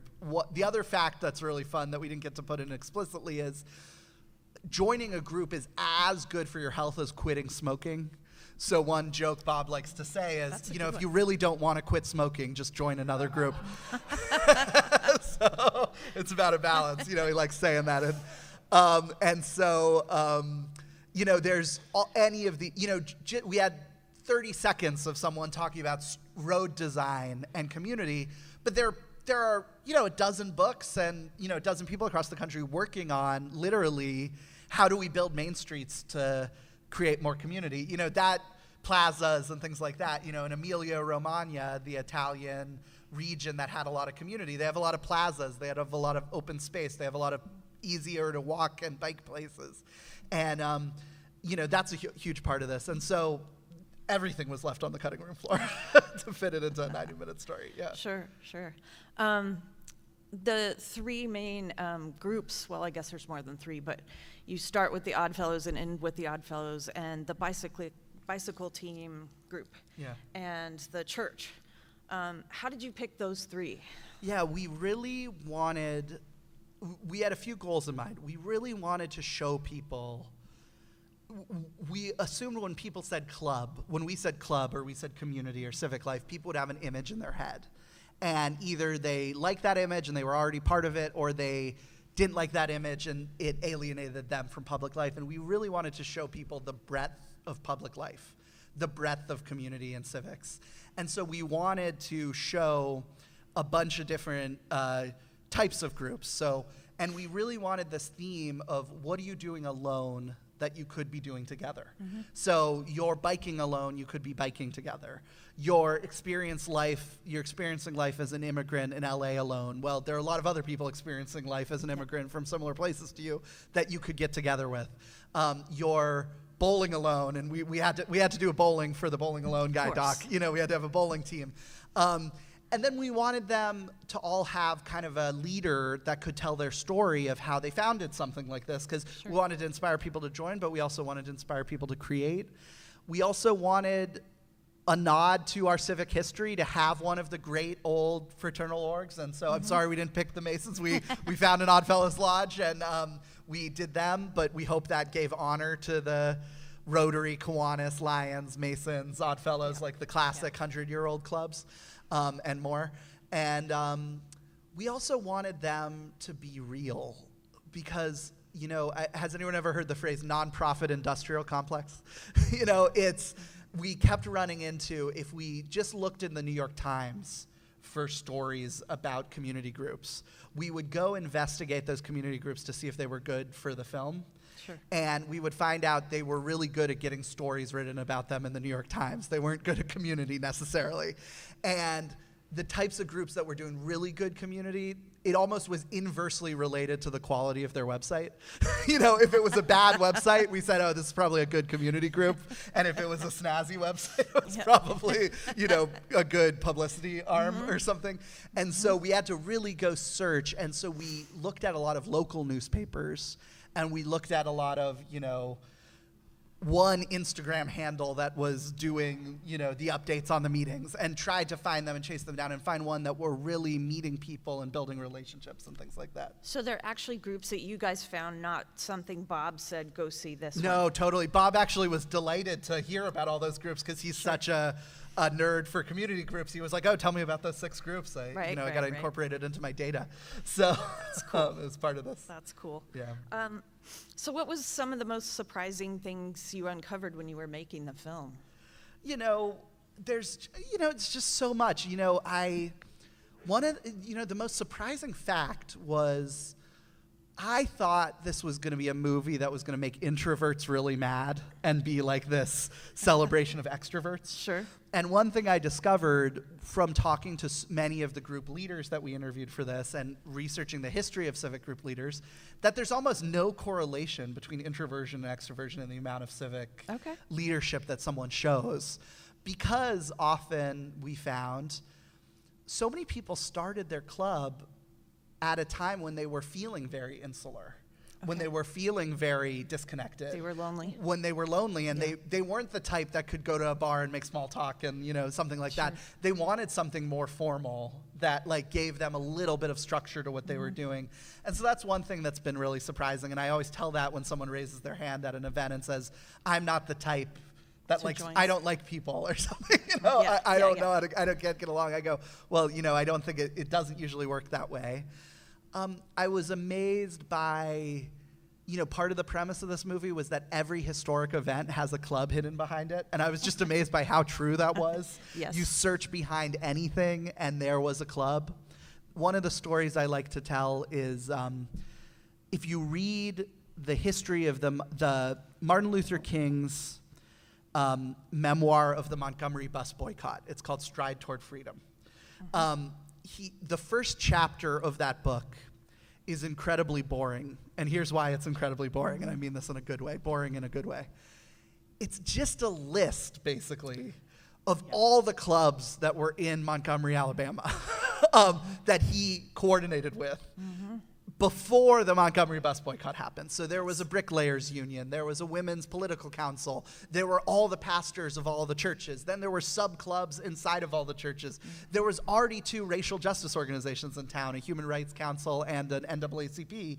And he goes into the 50-year history of the civic life of Montgomery, Alabama, and so you understand by the time that there's a spark for a big moment, Rosa Parks sitting down, on the bus, The reason they're able to sustain a 366-day bus boycott is because someone had laid the tinder for 50 years of civic life so that when there was a spark, it caught fire. And in fact, Rosa Parks herself, she's famous for being the person who sat on the bus. I think she should be much more famous for 10 years, was an officer in the local NAACP, building up trust, building up civic life. And so I always tell people, if there's some change you want to make in this country, it will happen in 40 years. You have to start now, and the people we should be celebrating are not necessarily just the people who did the final move that pushed the thing over the edge, but the people who were doing it when no one else was doing it just by going to Thursday night meetings. I'll give one more example, just a quick one for Masons. As you all know, we're coming up on the 250th anniversary of the Declaration. You read the real, we celebrate the Revolution, the moment Lexington and Concord, crossing the Delaware. But America, the formal American country started 100 years before, as people started building up civic cultures in all of these territories and commonwealths. And the fact that there was a present civic culture, Freemasonry being a huge part of that, is why everyone could coordinate so swiftly when the time came to coordinate in a very intense way. Because they were they already had it going. Yeah. So we were talking at lunch about archives, and I'm an archivist, so I'm biased, but tell us about the process that you guys used. And I noticed you also have, like, one of your staff team members was tasked with archives. Totally, yeah. We had an archival producer, and they taught us about all this. It's funny. We had a very fun archival challenge because most movies, if you're making a movie about Johnny Cash or something, you tell your archival producer, find me any video you can find of Johnny Cash, like the earlier the better or something. Is there any video anywhere or something? What we said is, find us a video or photo of anyone meeting up in the history of the United States, And so it was almost the opposite, where it wasn't like, is there any piece of thing that we can find? It was more, there's 100,000 pieces of things, and how do we find ones that evoke what we're trying to evoke? And so our categories for archival was like people meeting at big galas, people doing ceremonies, lodges and the architecture of lodges, things like that. Rural civic organizing, urban civic organizing, things like that. And so that was really fun. And we were just so grateful to Library of Congress and the National Archives and, all these state and university archives where we could find. We went to Bob's hometown and went to their historic society and got the archive of the history of his hometown. And then when you look at the archives, you find really amazing things. I'll just tell one story. We kept finding town directories. So every town used to have a town directory that they would give to everyone. And as I say in the movie, it's where they'd list their clubs. And it was so amazing. And I get this question all the time in our tour, which is, how do I get started? I don't even know if there are clubs in my town. And I go, we need to revive the town directory, to tell people about what's going on. And now I recommend to cities, when mayors talk to us, do a civic census of your town. Go around for a year and find all the civic clubs, find when they meet, and publish it in a shared document somewhere and get that to everyone, because that's one way to start. So that was a huge part of it. The other part was we had our animator try to bring this to life, and we said, we want this to be a scrapbook of American life. And so that's why you get all the crazy colors in our movie, where we didn't want it to just, we said, we don't want this to be Ken Burns, even though we love Ken Burns and he's a great inspiration for us. We wanted it to be the opposite aesthetic of not necessarily slow and black and white, more colorful and quick to show the vibrancy of civic life. Was that also, I'm thinking, I've studied Putnam for years as well, and it's a lot of data. How do you use data and then make it fun? Yeah, well, what's so great about mixing the graphs with the archive is we got to, and this is why this is the case for having a movie and not just a book. One of the things we said to ourselves is the movie needs to make the case that it was worth it to have a movie and not just a book. There's already a great book to read. And one of the things was we can start viscerally showing the concrete reality of that abstract data. Yeah. So you have a graph that says, you know, the amount of club meetings we're attending per year gets cut in half over 50 years. And then, so that like feels like one thing. I'm just saying numbers at you. And we can show that graph, and the line goes down is another title we could have had for this movie. Line goes down, a movie. You know, but then we could show, well, okay, here's a picture of a Rotary Club meeting. Here's a picture of someone giving a scholarship to someone. Here's a picture of a bunch of people having fun.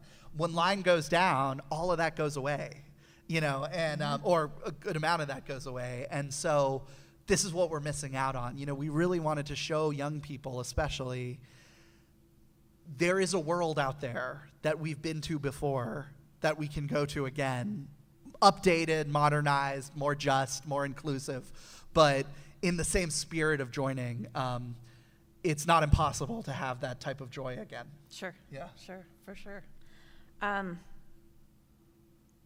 So were there any sequences or shots that were really difficult, or that you really, you know, were working to try to get, that you wanted to capture to tell the final story? Yeah, you know, I think the bigger challenge, you know, it's funny, we meet up with other documentary people at film festivals, and some of them are like going to war zones, and they're like, oh, I just got back from this war zone, and I had to sneak a camera into this thing, and we said, oh, you know, we went to a lot of friendly meetings, and a lot of, you know, I sometimes joke, we're the hunky-dory documentary that's kind of just all Yes. happy. You know, so there was nothing like that, but the real challenge was that my sister and I obsessed over was, can we make this more accessible? Can we make it simpler? Can we make it deeper and simpler, deeper and simpler, deeper and simpler? Because, you know, to tell the story of the Italian study, you know, there's a very dry political science book, you know, seminal political science book, Making Democracy Work, but like, how do we explain, like, okay, what does political science do? How is it like plants? And, you know, how can we show that, like, some governments are doing better and some are doing worse, and the reason is bocce clubs and choral societies, and how do we tell that in an order? And then we have to introduce this concept, social capital. What do we mean by that? Physical capital is like a screwdriver. Human capital is like a class. Social capital is like a bunch of friends at the factory. We really wanted to we always were asking ourselves, can we make this more accessible? Because we really wanted this to be a 101 for civics. We wanted someone to go coming into it, and this is one of our happiest types of feedback. You know, I had no idea what it was like going into it. My girlfriend or boyfriend dragged me to this, or my mom dragged me to this or something. Yep. And then I watched it, and then it took me on this journey, and now I want to join a club. And I actually heard from someone in the audience that they joined a club because of this movie, so That's it made me great. so happy. It was the No, happiest that's good. news today so far. Good. So one of the biggest concerns in fraternal circles is really generational change. What did you find in your research of creating this movie that'll explain why younger generations are less likely to join these kind of traditional, especially stuff like Oddfellows and Freemasons and some of those more traditional structured? Yeah, you know, one of our favorite pieces of advice that we've heard from people who've turned things around, you all in the audience know as much as we do and more than on this stuff, but I'll just share my 2 cents. One of the things we've heard about turning things around is that it is a wrong turn to try to jazzify your club to meet the youth culture. So it's not like you keep your club and then you do TikTok videos and then young people join your club. What I always recommend to people is just actually lean into the opposite, which is the depth of your club and the transformational nature of your club.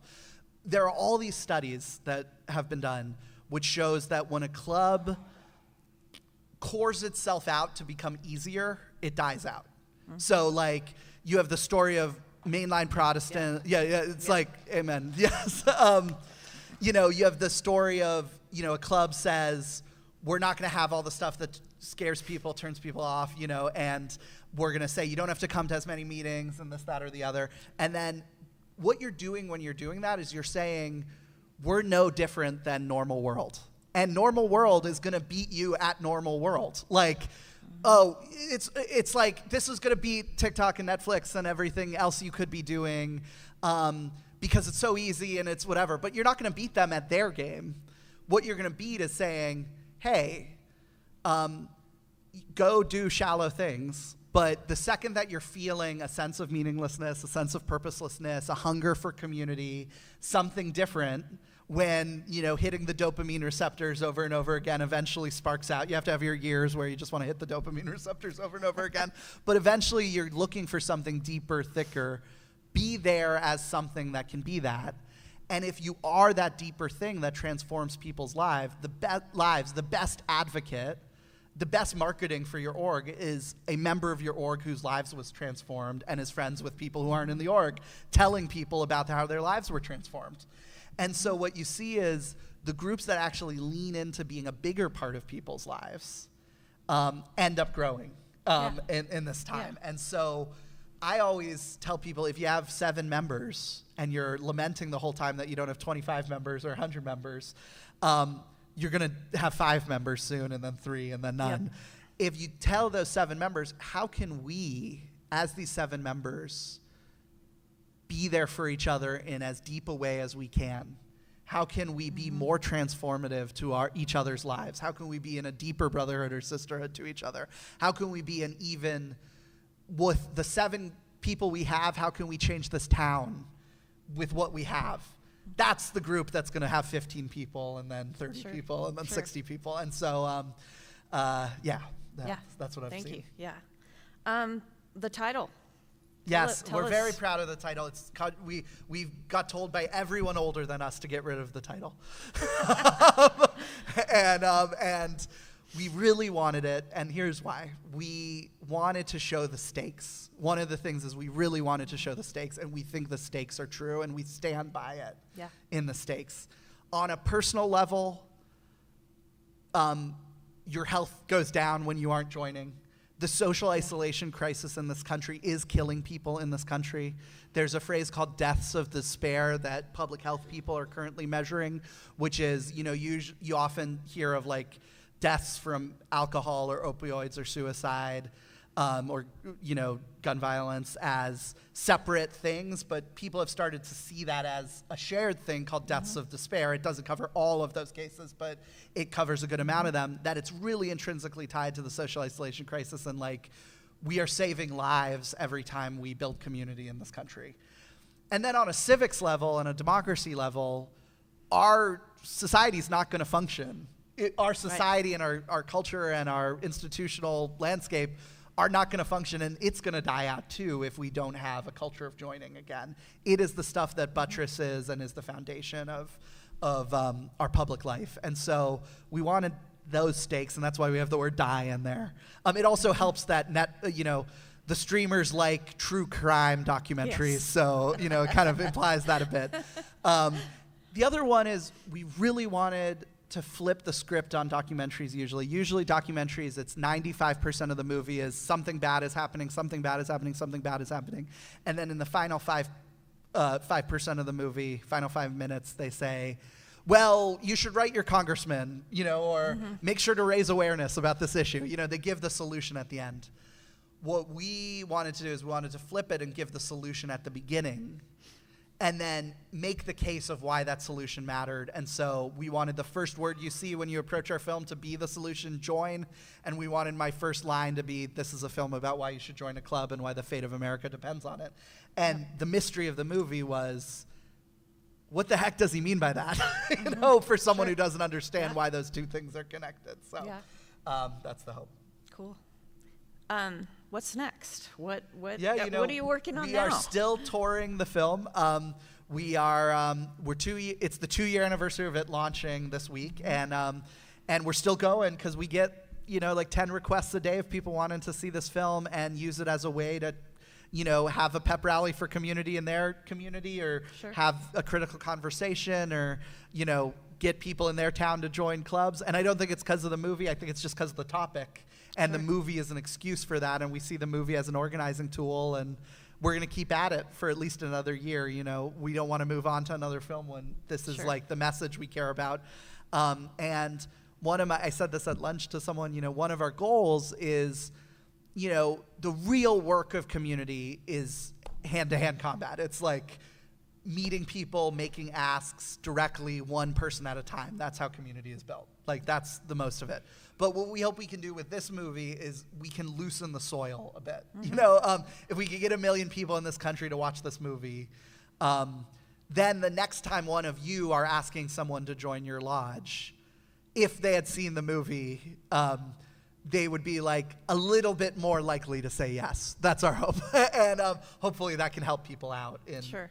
the real heroes of this, which are folks like you who are keeping community alive. Sure. Thanks. So, you're a new dad? I am a new dad. Yeah, I got a 4-month-old. Yay.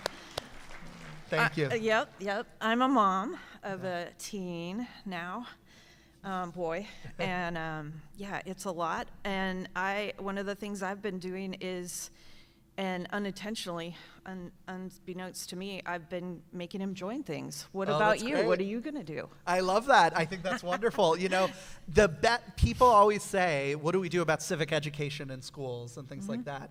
And, you know, it's important to have some, like, facts memorized about civic education. We should know how a bill becomes a law and things like that. But that's only 10% of it. 90% of civic education is just doing it. Yeah. So there was a huge, as the historians in the audience can tell us, there was a huge culture of junior auxiliaries of civic organizations, and that was the understanding that the best way to learn about community and civics is to do it. And so we got to keep the culture of joining alive with kids. You know, you know, my sister's going out to the Girl Scouts next month and talking to their national convention, and you know, huge part of this, and telling people, you know, one of the big part of civics is community, but part of civics is also about collective power and co-creating our world.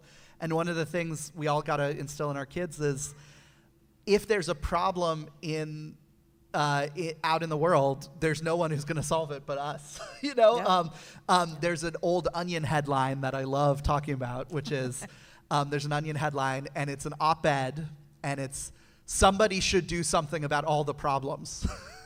And it's just someone ranting about, why isn't anyone doing anything about this? Why isn't anyone doing anything about this? And I think our country has gotten into a funk of too many people saying somebody should do something about all the problems, when there is no somebody but us. And that starts in the neighborhood. Like, if your kid in the neighborhood is bothered by something in the neighborhood, you know, we got to figure out a way to fix the pothole or talk to our mayor about fixing the pothole. You know, just to show one quick moment, you know, in our walk from my house to the park, this is like a great, like, right-sized civic problem.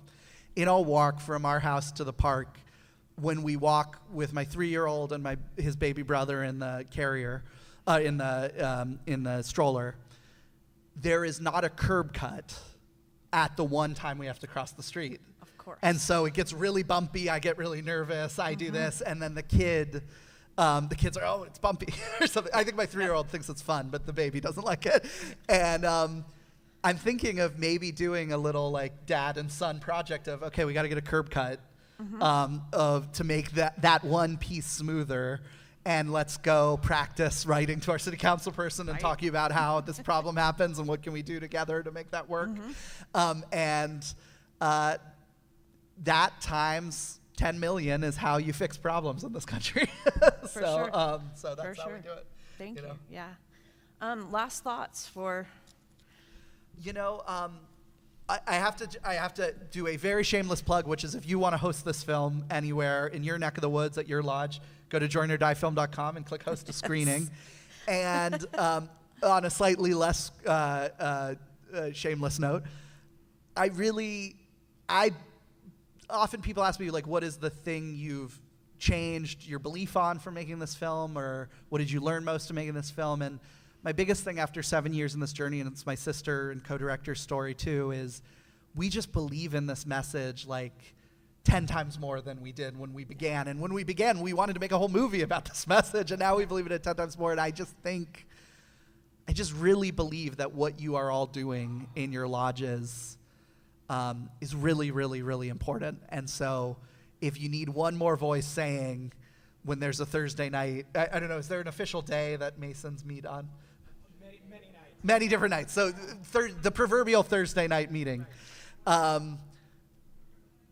and you're on the line of like, I got to keep going. There's all this other stuff. I'd much rather rest. I'd say one more nudge to go, to keep going, because what you're doing is really important. Thank you. Yeah. We appreciate the nudge. Tim? At this time, we'll invite Tim Winkle to join us on stage, and we will do questions, Q&A from the wider audience. We have two microphone runners, Brother Scott Muller and Brother Vince Cresciani will have the mic. If you would like to ask a question, you can stand up and they will bring a mic to you. As a reminder, we are here to ask questions, not make statements. So if you have a question, keep it concise and make it a question so that the folks can respond to it as part of the panel here today. So if you're interested in asking a question, please stand and they will bring a microphone to you. I have a question for Pete. You made a comment about organizations dying by making it easier to join, and a few people clapped. And I was wondering if you could expand on that. What exactly you mean? The process of applying for membership, the process of becoming a member, and if there's any statistical data to back up that statement, because it's potentially very compelling for this group. Thank you. Yeah, it's not necessarily just the idea of like making it easier to join, like, having a better website might be good, knowing when the meetings are there, having a clear process, that's good. What I meant is that when you thin out your organization to be less transformative in people's lives and require less sacrifice and require putting in less as a member, it often leads counterintuitively to less passion for the organization. And that making it, I don't like saying harder, I like saying like more transformative, a bigger part of people's lives, is actually what makes people excited to join. And there are interesting studies on this. And so like, for example, there was a sociology study on the Army versus the Marines, and nothing against the Army here, but the Marines did a rebrand to make their brand much harder. Like, to be a Marine, you have to be a very special person. It's going to be hard. We're going to have this horrible boot camp. Army said, let's just make it this really broad brush thing, and there was more Marine recruitment than Army recruitment. Another was the story of mainline Protestants versus evangelical Protestants over the last 50 years. Evangelical Protestants became kind of more dogmatic, had more meetings, more, expected more of their members. Mainline Protestants became a little less dogmatic, easier. Whatever one thinks about these things, I don't want to get political or take any sides, just in the numbers, evangelical Protestants have kind of survived the civic fall off, and mainline Protestants, it's a story of a total decline. Another example is, one of the funny examples someone came up and told us was, with the Mormons, when you first join a ward, there's a joke among the Mormons that the bishop of your ward will say, "Oh, thank you for joining. I need you to mow the lawn of our church lawn." And I go, wait, that's a horrible way to treat your opening member. You're giving them a task immediately. And they say it always makes you more passionate about the ward after you've mowed the lawn for the ward, because you put your sweat into the org, and now you take co-ownership over it, and you feel like it was a bigger part of your lives, and you were told you were important immediately. And that actually gets people excited, instead of taking the opening person and saying, "I'm so glad you're here, we'll do anything for you," because we're so desperate, that usually makes someone not feel a part of it. So these are all just examples trying to get at, when an org says, "I can be a bigger part of your lives, we expect a lot of you, this is going to be a thing that's going to transform your life, this is going to be a thing we expect a lot, but you're going to get a lot out of it," it takes over a bigger part of someone's sense of themselves, and then they want to join and evangelize and, be part of it more. And another way to put it that I like to say is, you're not going to win at the game of being the most interesting thing that anyone can access, because we have algorithms searching all around the world every day to feed you someone surfing off a volcano or something, the most interesting thing that could possibly be conceived or whatever. That's not something we're going to win on. We're going to win on exhilarating, dazzling, something like that. We're going to win on, but notice our member who's been here 20 years says it's the most important thing in their life that they're part of this. They said this brought them back from the brink of giving up on life. They said, this is what my legacy is going to be, is this club. They said, these people bring me soup when I'm sick. They celebrate with me. They mourn with me. That's the stuff to lean in, double down on, and tell the story of. Yeah. What a great message. We have another question? Anybody? Vince? Is it on? There we go. Pete, I have a question for you, two-pronged. The first part is, have you noticed a different dynamic in the decline in urban versus rural areas? And the second part is, this journey began and is now, it began pre-COVID, is now post-COVID. What has that event's impact on society changed or not changed in the dynamic that you cover? Yeah. You know, just on a kind of history of the data level, you know, Bob found that in general, rural versus urban does not necessarily lead to more or less community. However, one thing I've noticed is that, and this came from, noticed in research and in like anecdotally in experiencing the film, is that when there is a sense, and I noticed this in Iowa, we went to a screening in Iowa, and they were telling us about how there's this culture of townships in Iowa. Like you're in cornfields for a long time, and then suddenly there's a town. And when you're in cornfields for a long time, and suddenly there's a town, that town has a sense of boundedness to it. And when a town has a sense of boundedness to it, it's easier to foster and cultivate a civic culture because you feel like you're part of this town instead of part of sprawl or something. And so what we see in urban areas that are stemming the like neighborhood culture, like civic decline, is they don't have that like topological boundedness. Like they don't have, like it's just city, city, city all over. When they really define their neighborhoods and create a neighborhood culture and create like neighborhood flags and neighborhood, like we're gonna name this neighborhood and we're gonna start a neighborhood organization and we're gonna like encourage businesses to name their business like the business of this neighborhood, or there's gonna be a local newspaper just for the neighborhood. They actually get the small town effect that rural areas have. So one thing I'll just say is that I think rural areas by having that boundedness have a head start, and I would encourage urban areas to bound in a sense, not in an exclusionary way, but in a like definitional way of kind of having, this is a culture that you're part of. You didn't just randomly buy or rent a house in some matrix of locational, longitudinal, and latitude. You're part of something. You know, that's big here. And then what was the second question after that? Oh, COVID. Yeah, COVID's the slightly easier one to answer, which is we know the decline happened before COVID. You know, the decline's been happening since the 60s. We know the decline happened before the internet and computers and, you know, and social media and things like that and smartphones. But, you know, it is much easier to break up a civic culture and destroy a civic routine than it is to create one. And what we saw with COVID was a lot of something that was already struggling. It was the thing that kicked down the final, like, the wall finally got kicked down, and, like, a lot of clubs died during COVID, and not a lot of them came back. And I think Zoom culture, though it's good for people who absolutely have no other choice, I don't want to speak ill of, like, if video is the only way you can keep connected to your community, that's wonderful. But if you have the opportunity to meet in person, a lot of clubs totally misread the idea of, oh, we can just keep doing this on Zoom, or we don't need to have routine in-person meetings anymore.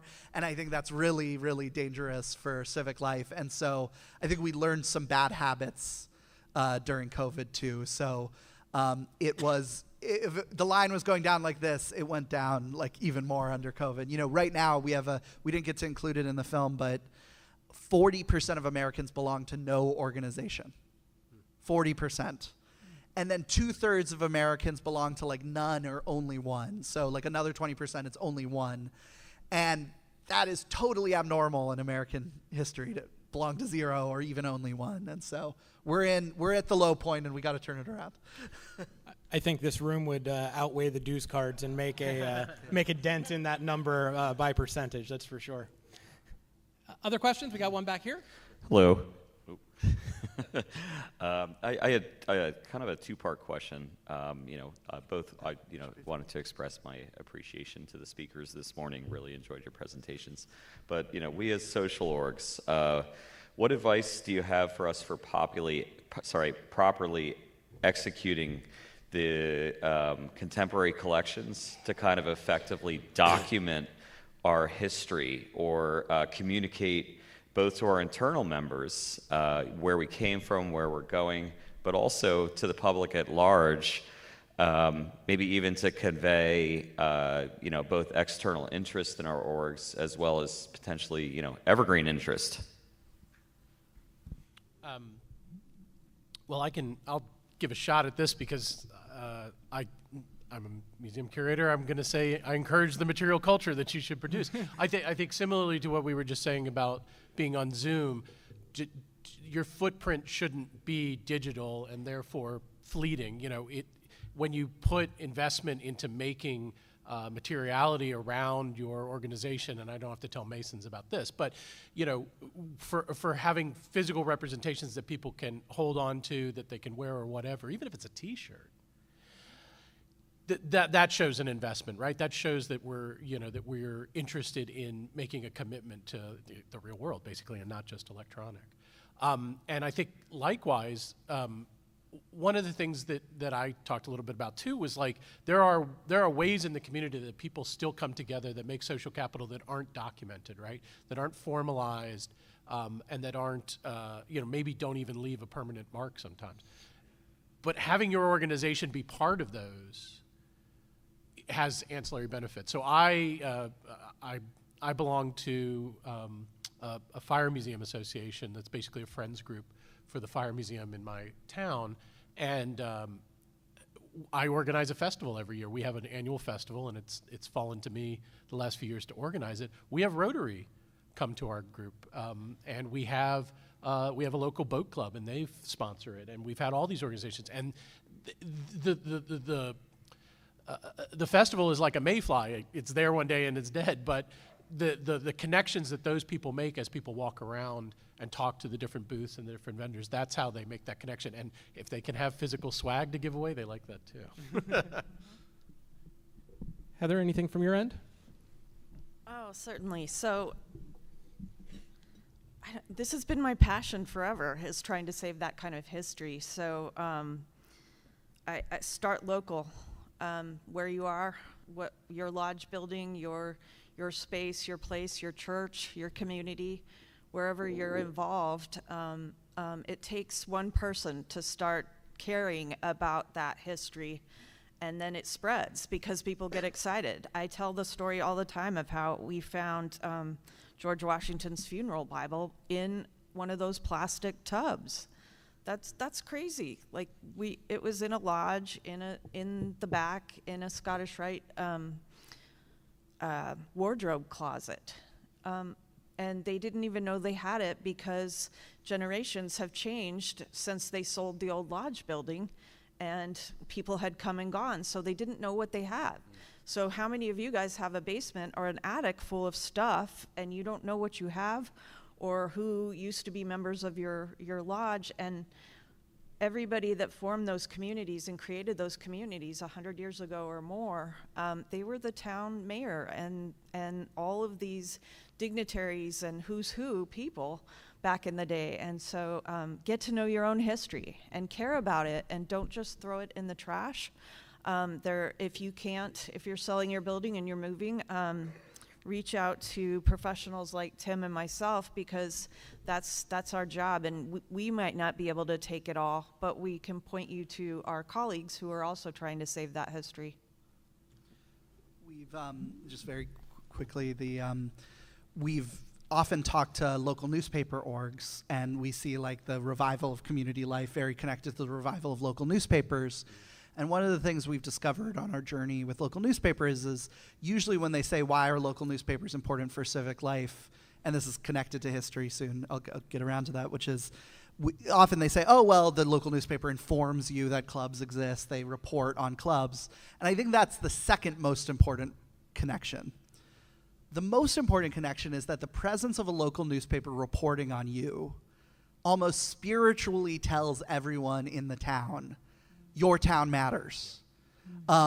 You exist. You are a thing together. You're not just, you're partially who you are. You probably have a lot of associations, but because this newspaper exists, it matters what happens in this town. It matters if the mayor is corrupt. It matters if the park was healed. It matters, all this stuff matters.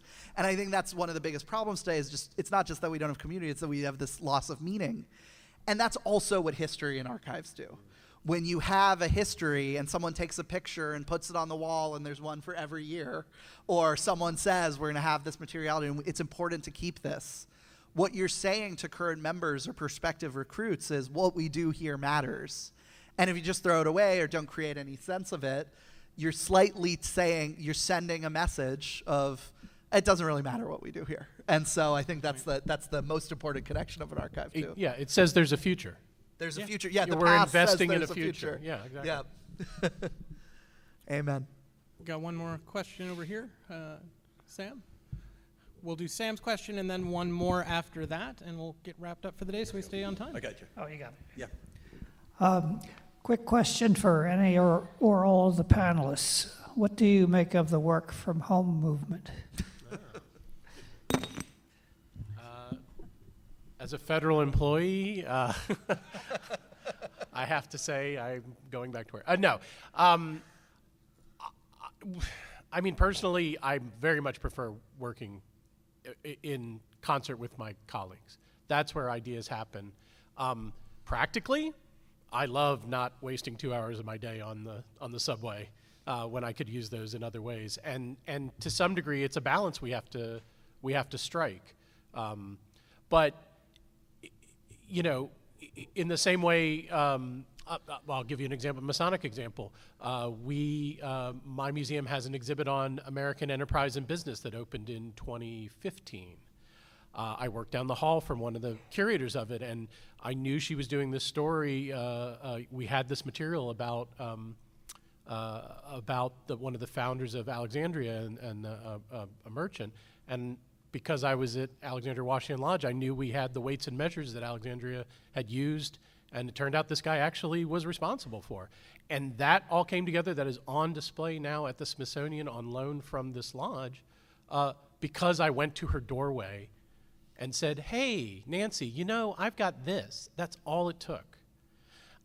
You lose those. I'm not saying there's obviously reasons to telework from home. There are obviously jobs that do not require you to schlep in to a work computer and waste gasoline and time and all those kind of things. But it is in concert with your coworkers. It is in concert with other people that I think is most generative to ideas and to interaction and to having great things happen. So I'm slightly ambivalent, but I am looking forward to sort of a return to normal in a way for myself. Last question, right here. You actually threw out an interesting statistic about 50% mortality rate going up, along with, like not joining an organization or what have you. Did I imagine that, or is that? Yeah, it's technically your chances of dying in the next year are cut in half by joining one group, and so there's like it doesn't mean that. It just means that any given person with their current health situation, if they were part of no clubs, there's like a 2% chance of actuarially them dying in the next year. If they're in a club, there's a 1% chance. If it's a 50% chance, if they're in a club, it's a 25% chance. So, it doesn't, if it's a 90% chance and you're 106 years old, I don't know if it gets down to 45, but that's kind of how they look at it. And one thing I'll just say is, correlation does not equal causation, but there are a lot of causal mechanisms. We had her for 1 minute in the movie. Her name is Julianne Holt-Lundstad. She's at BYU, and she's the leading expert in this. But there are all these collections of what are called causal mechanisms. What is the reason that is the case? And you can start thinking of there are all these interesting ones, like your cortisol goes down, you heal faster, but then there's also, like, there's interesting things just like physiologically in the body that happen. But then you can also think of like the social determinants of health. When you have friends who walk behind you and trust you, they notice a mole on the back of your neck. When I talk to the leading expert on why you take your medicine, this is an interesting thing. There are people who study, there's some crazy statistic like 30 to 50% of all medicine prescribed is not taken.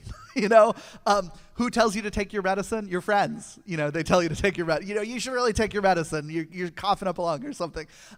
They're the people that drive you to work. They're the people that go join you in a running club together. They're the people that you're saying, I want to eat healthier. They're the ones that are going to hold you to it and text you about it. They're the people that help you get sober. I'd love, American History Museum should definitely, like, Bill W. is one of the top 10 most significant Americans, I think, in terms of a civic organization that has had tens of millions of members for no money in every basement across America, doing one of the hardest tasks in human life, which is helping people recover from an addiction. That's all community-powered public health intervention. Bill W., the founder of Alcoholics Anonymous. So there's all these reasons that is the case that kind of add up to that fact.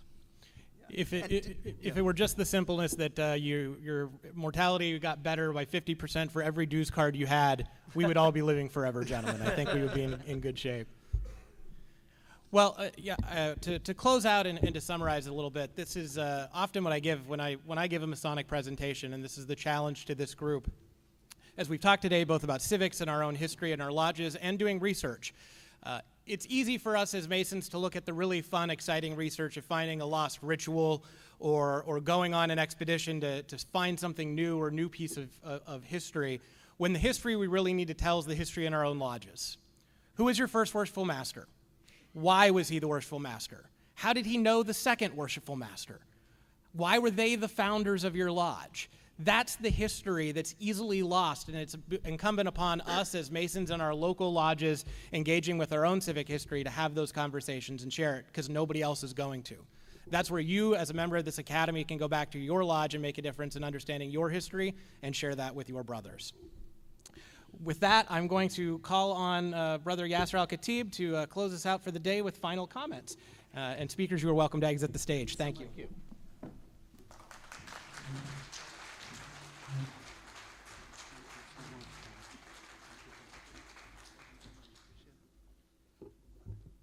Lady Heather, Pete, and Tim, thank you so much for a wonderful conversation and a wonderful presentation.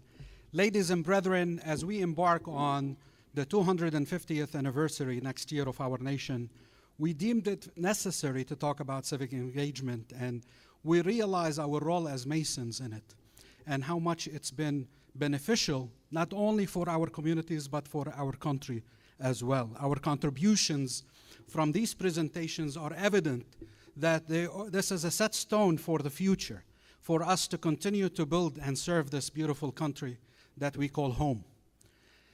Now, I do realize, and I do want to say this disclaimer, that when people work hard, they make mistakes, and that can happen. And I do understand that when watching the video today or the movie today, some might have felt some type of a way with some of the political elements that were included or the representation of certain characters in that movie.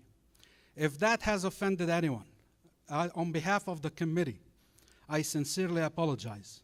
That's never our intention. We as Masons have always tread the line of maintaining civility and keeping political discussions outside our realm. That's not our intention. Our intention is to stimulate the brain and allow us to think outside the box in order to continue on that joint journey of making each other better. Not just making ourselves better, but making each other better. With that, ladies and brethren, I thank you for the support towards the Academy. For those who are staying, we're looking forward to see you at the banquet. For those who are leaving, we wish you a safe trip. Thank you.